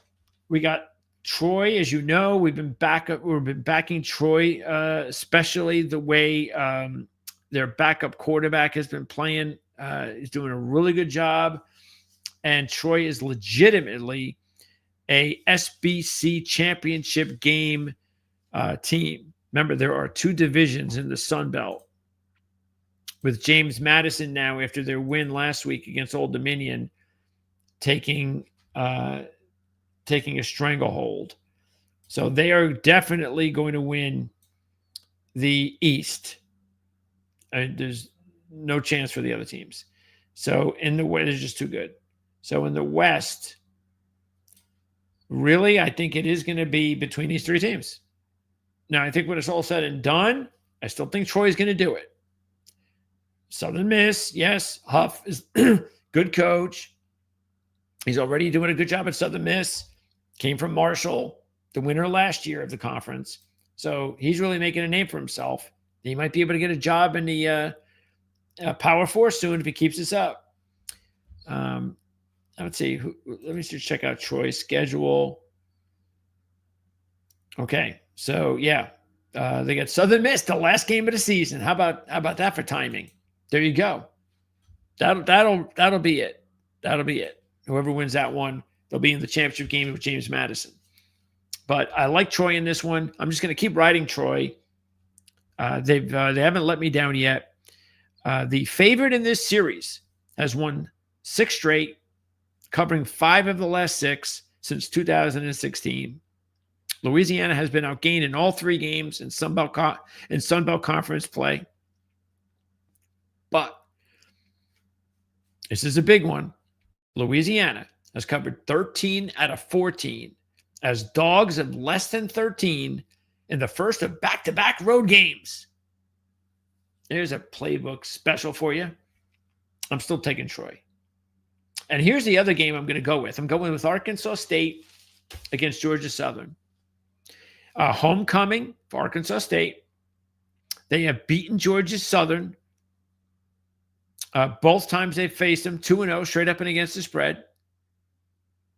Is that is that all time? Let me see. I don't think it would be in here. I think actually I'd find that, believe it or not, in this book. I still have Phil Steele's book here. I have 2 Bibles of college football. Phil Steele and the biggest Bible, the Mark Lawrence playbook. That's all I need. That's it. What am I looking at? It's not all I use, of course, but that's all I need when it comes to tangible handicapping tools. All right, Arkansas State, Georgia Southern.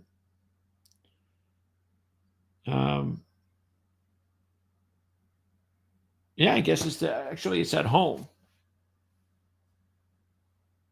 All time, I guess, at home. 2-0 straight up ETS. Okay. Arkansas State has won the last 2. Check this out.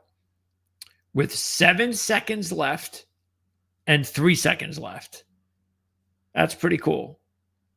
Last week versus South Alabama, it was the first time that they outgained the opposition, so that's good. They've covered 8 straight as a favorite of 14 or less off of a conference game versus an opponent off of a straight-up win. Another playbook special. Georgia Southern 0-3 against the spread as a road dog this year. And the reason I like this game is, again, I like the way Arkansas has come in with those 2 big wins in a row. They also have, they have a decent quarterback in the Sun Belt. They've got a nice, they got a nice receiver. They've got some, players, Butch Jones, decent coach for this level. And Georgia Southern is coming off of homecoming win against a big rival. So now they're going to go on the road after this homecoming win to the big rival. They're not winning anything. I mean, again, they're in the same division as James Madison. And look at them. They're 1-2. They're not going anywhere. So they've got the big win. The only thing they're shooting for now is bowl eligibility. And I know that's important, but so is Arkansas State. They're both 3-4 teams. And I just think that when you've got that little run going like Arkansas State does, they're at home. Georgia Southern's had a disappointing season this year. They were supposed to be a better team than Arkansas State, which is why it's only one at Arkansas State. But really, a lot of people thought Georgia Southern was going to contend and be maybe even the second team to James Madison, not Old Dominion. And it hasn't worked out so far that way. But anyway, we're taking Arkansas State. Okay, now let's go to the MAC. Oh, it's MAC time, everybody. I know how you guys like MAC time. Here we are. Okay. So, look, we had Eastern Michigan. We knew that was going to be a tough one. Double-digit road win at Miami. That was not going to be good. Not going to be an easy one. But you know what? They still put up yardage. They moved the ball. Just outclassed. They're in a much better position here.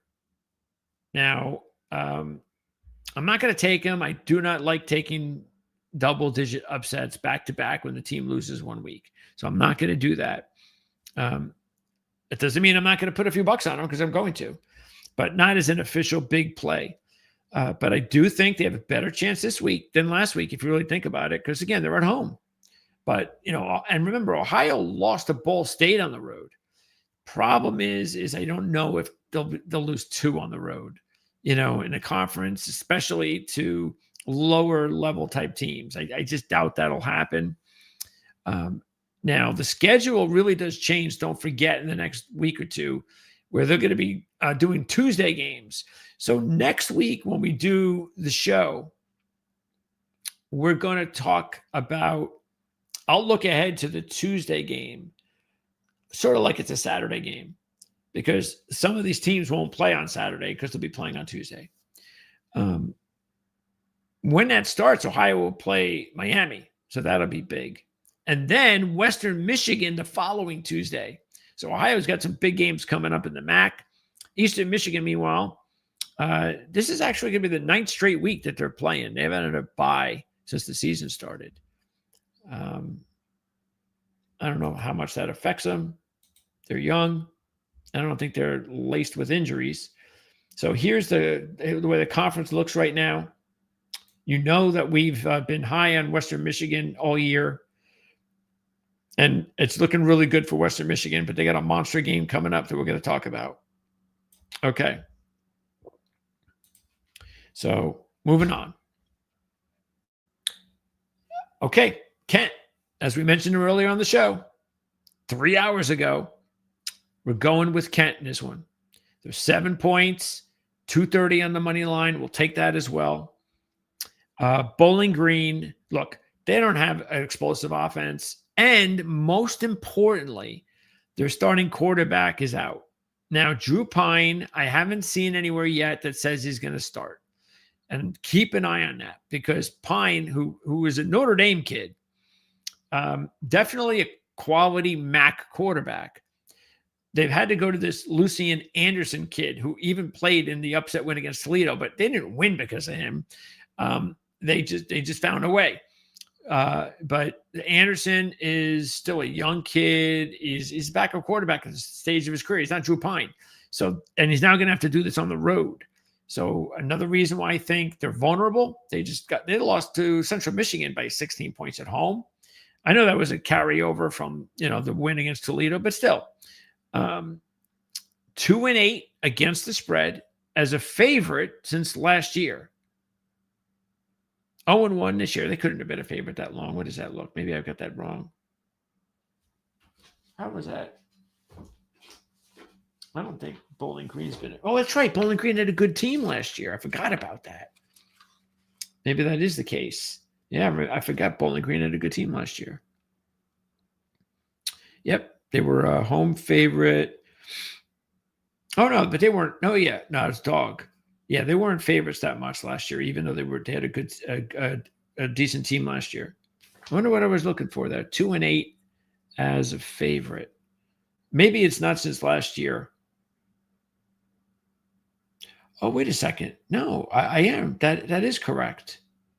I was seeing something else. Yeah. They were 2-7 last year as a favorite. Okay. So I was right. So they're 2-8 against the spread as a favorite since last year. 0-1 in that role this year, last week. Kent State, 2-1 straight up. 2-0 against the spread at home this year. The loss was the Buffalo loss, the one when they were a 24-point home dog, and it lost by 3. Kent State is 6-1 against the spread as a home dog of 10 or less off of a conference game, basically meaning that in the conference season, when they're a home dog of 10 or less, they've been covering 6 out of 7. And that's not when they've had good teams, because they haven't had a good team for a few years until now. They're not a good team yet this season, but they're playing a lot better, as you know. Meanwhile, if you look at Bowling Green, they are in pretty good position to go bowling again for the 4th straight year. They have a pretty favorable schedule, so they need 3 more wins. The road team in this series has covered 5 straight, so keep that in mind. Bowling Green now 7-point favorite, and 230 on the money line. I'll take that. Akron. Okay, so this is the one I'm concerned with because Akron is on the road here, but I think they're a live dog. Look at Buffalo. Now check this out. This is really crazy. In 4 of the last 5 games this year.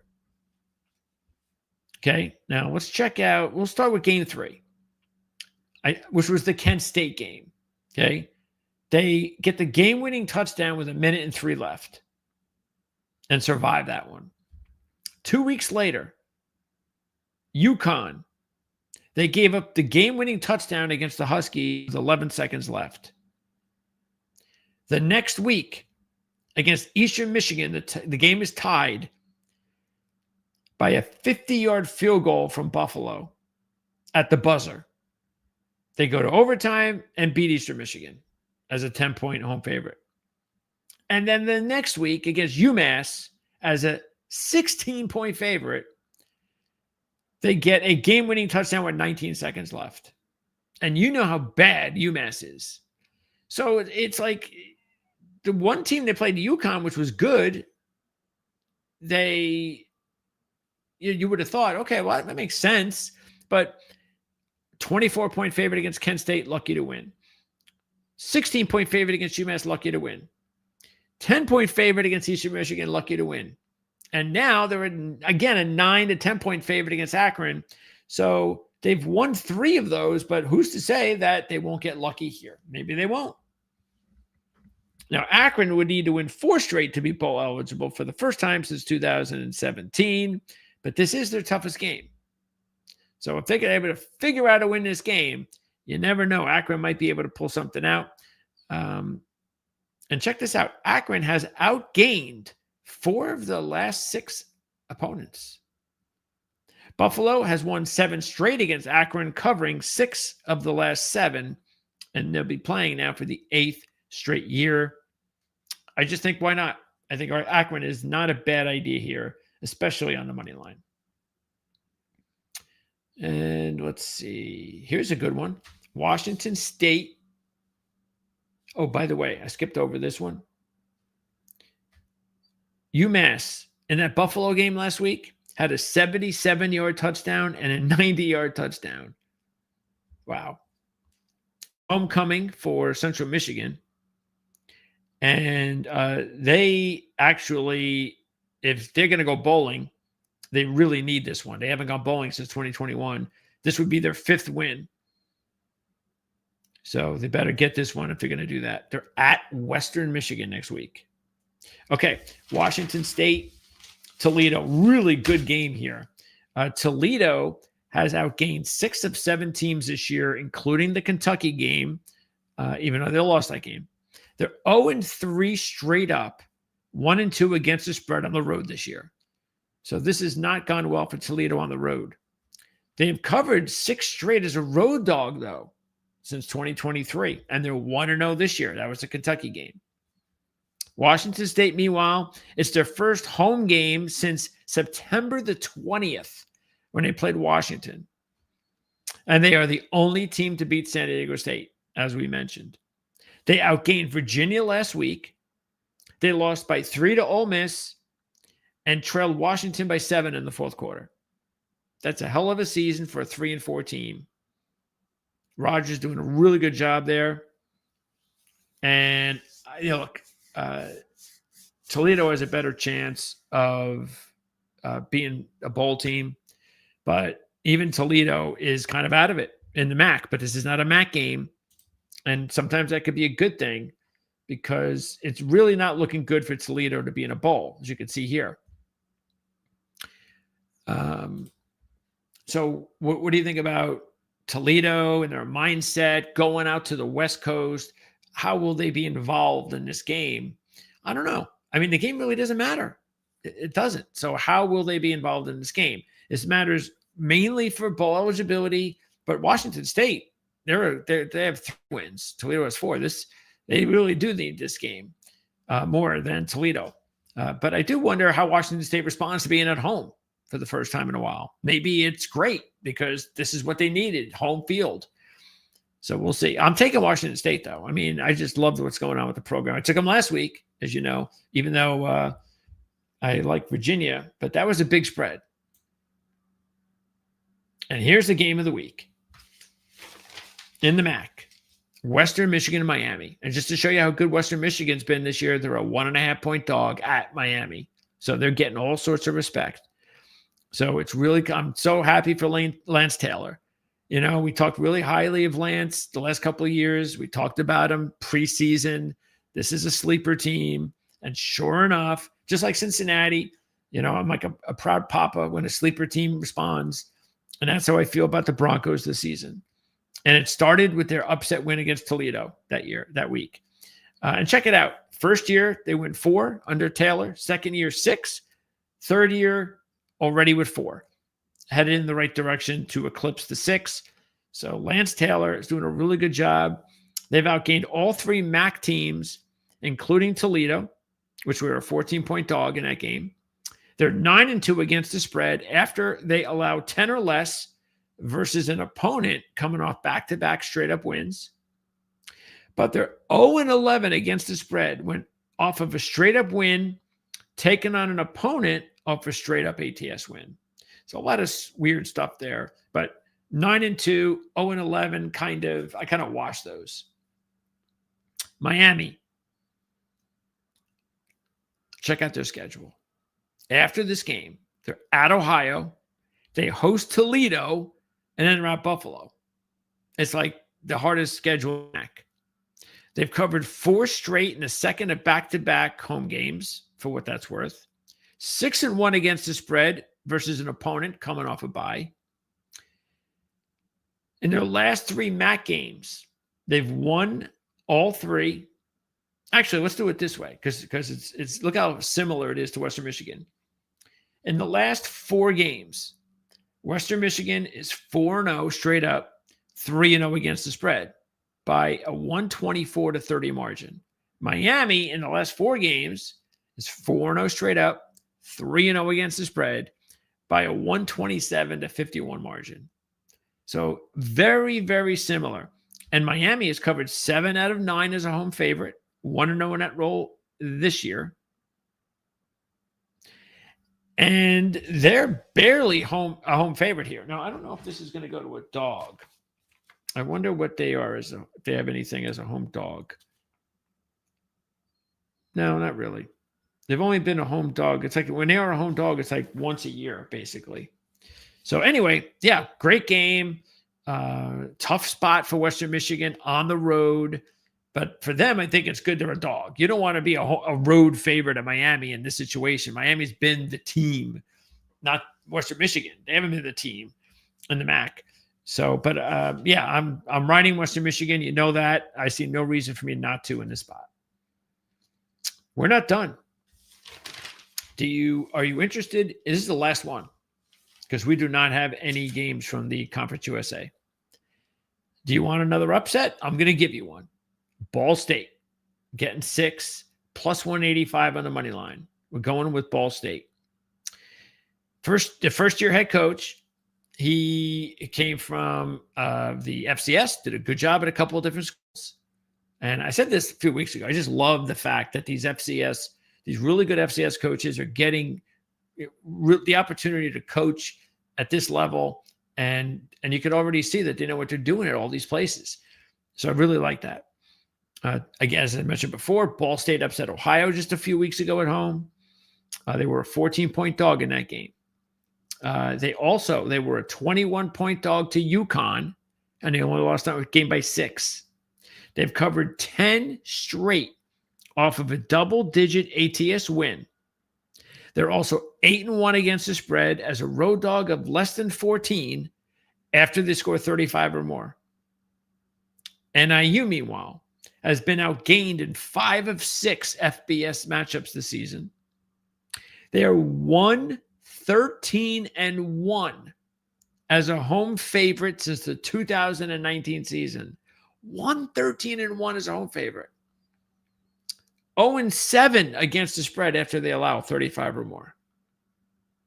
0-6 straight up versus FBS teams, and 1-5 against the spread. Needless to say, Ball State 4-2 against the spread. Needless to say, I love the points at 6, and I definitely think that Ball State will pull this one out.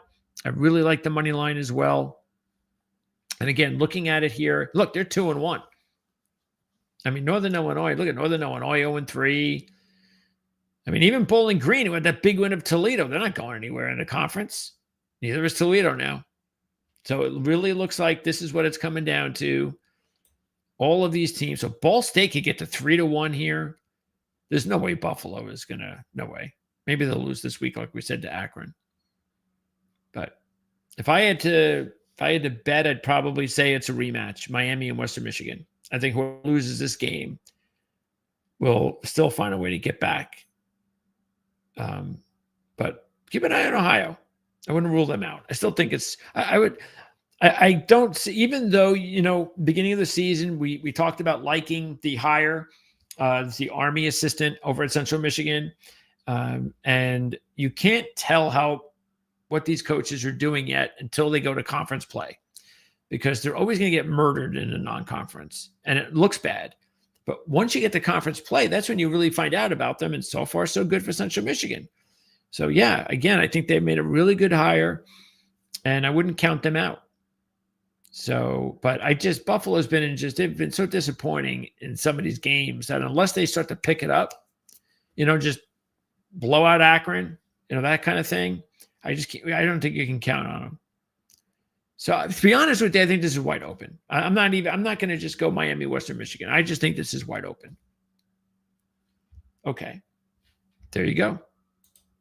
So we told you a few weeks ago that we were going to do one of these marathons because we just have way too much information, and there's no reason for me to rush it. Now, I want to remind everybody, including Liberty, and again, Liberty donating the $10, and I'm telling you right now, anybody who donates that money, it's going right to the business expenses that we're going to need to up our game here with the type of production. Like, for instance, when we do a show like this, that's 3.5 hours. What you do is, after that, when you hire an editor, what that editor will do is he'll be able to chop down the 3.5 hours that we do live and post individual conference segments. So when I'm done with the SEC, if that was, say, a half hour, he'll take that half hour and it'll be its own recording. Now, I can do that. I've done all this before, but it's very time consuming. And I just don't have the time. I'm doing so much else. It's just me, Jim, and Mark. And Mark and Jim, they're as far as their involvement in the partnership, they have other roles. I'm the only one handling the entire production of the channel. And so because of that, we need help. And that's the reason why we're doing these things now. It's the reason why we're making everything, including the horse racing shows, free to everybody. We just want to pump all the stuff out as much as possible for free. And then we're going to be starting the new channel, as we talked about. And we hope that will help us promote this channel and others. So we got a lot of really cool things that we're going to be working on. And I've got great partners like Jim and Mark who have been very successful, as you guys know, in the industry. And we have a lot of great ideas that we're working on. So, college basketball's next, as I said before. It's not going to die when the football season's over. We're still doing NASCAR. We're doing horse racing. But definitely we'll pick up golf next year when it begins. And always love it when it gets started in Hawaii. It's always fun following golf again. But yeah, that's the next step for us here as a channel and as a production and really as a team. And we just think that you're going to love the content, and we bring in a full-time editor. It's going to make life so much easier. And as I said, because they're going to be able to do things like chop up the entire 3.5 hour show that we do. That's going to make things easier for you.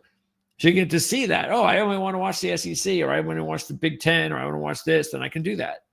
So, anyway, that's going to wrap it up.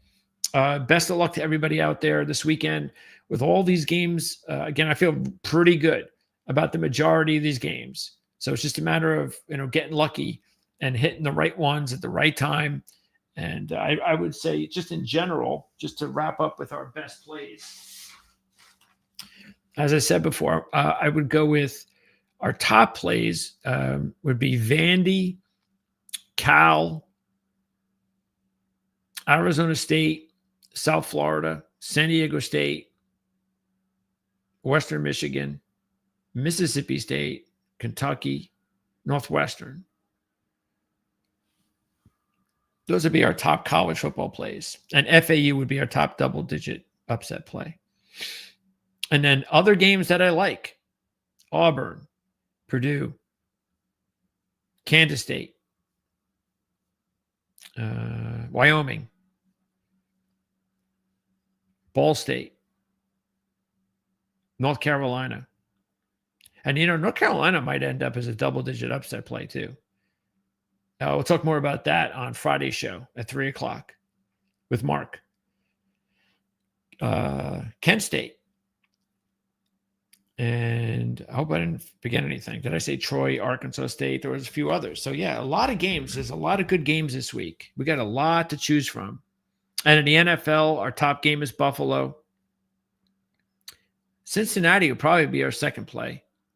But we like New England. We like the Eagles, like the Bears, the Falcons, the Steelers, the Chiefs, the Colts, the Bucks, and probably Denver and probably Denver too.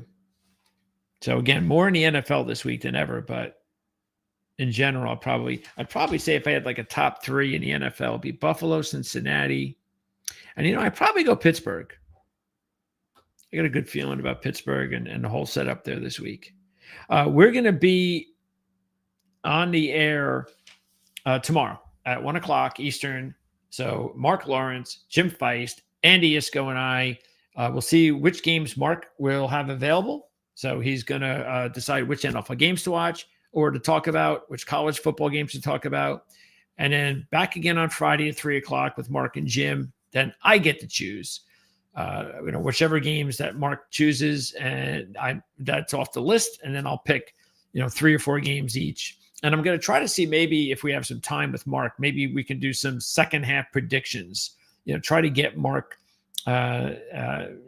Mark and I maybe to go over and say, who do we like to win each conference? Maybe I'll limit the games. I don't know. I got to think about it, but I'd like to do that. I'd like to maybe, because this is as good a time as any to maybe make some futures predictions and championship game predictions. So yeah, if we don't do it on Friday, then I'll try to do maybe a special or something like that on Monday.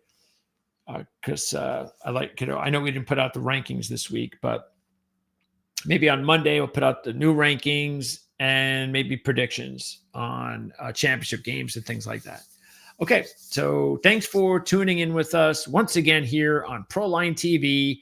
And if you haven't subscribed already, what are you waiting for? Also hit the like button. And if you really enjoy it, share it, because the more you share these videos, the more it goes out to more and more people, and the more they get to experience it anywhere on social media, and that'll help us traffic immensely. We really appreciate it. So have a great sleep. I know I will. And I'll see everybody again tomorrow with Mark Lawrence and the boys at 1 o'clock right here on Proline TV.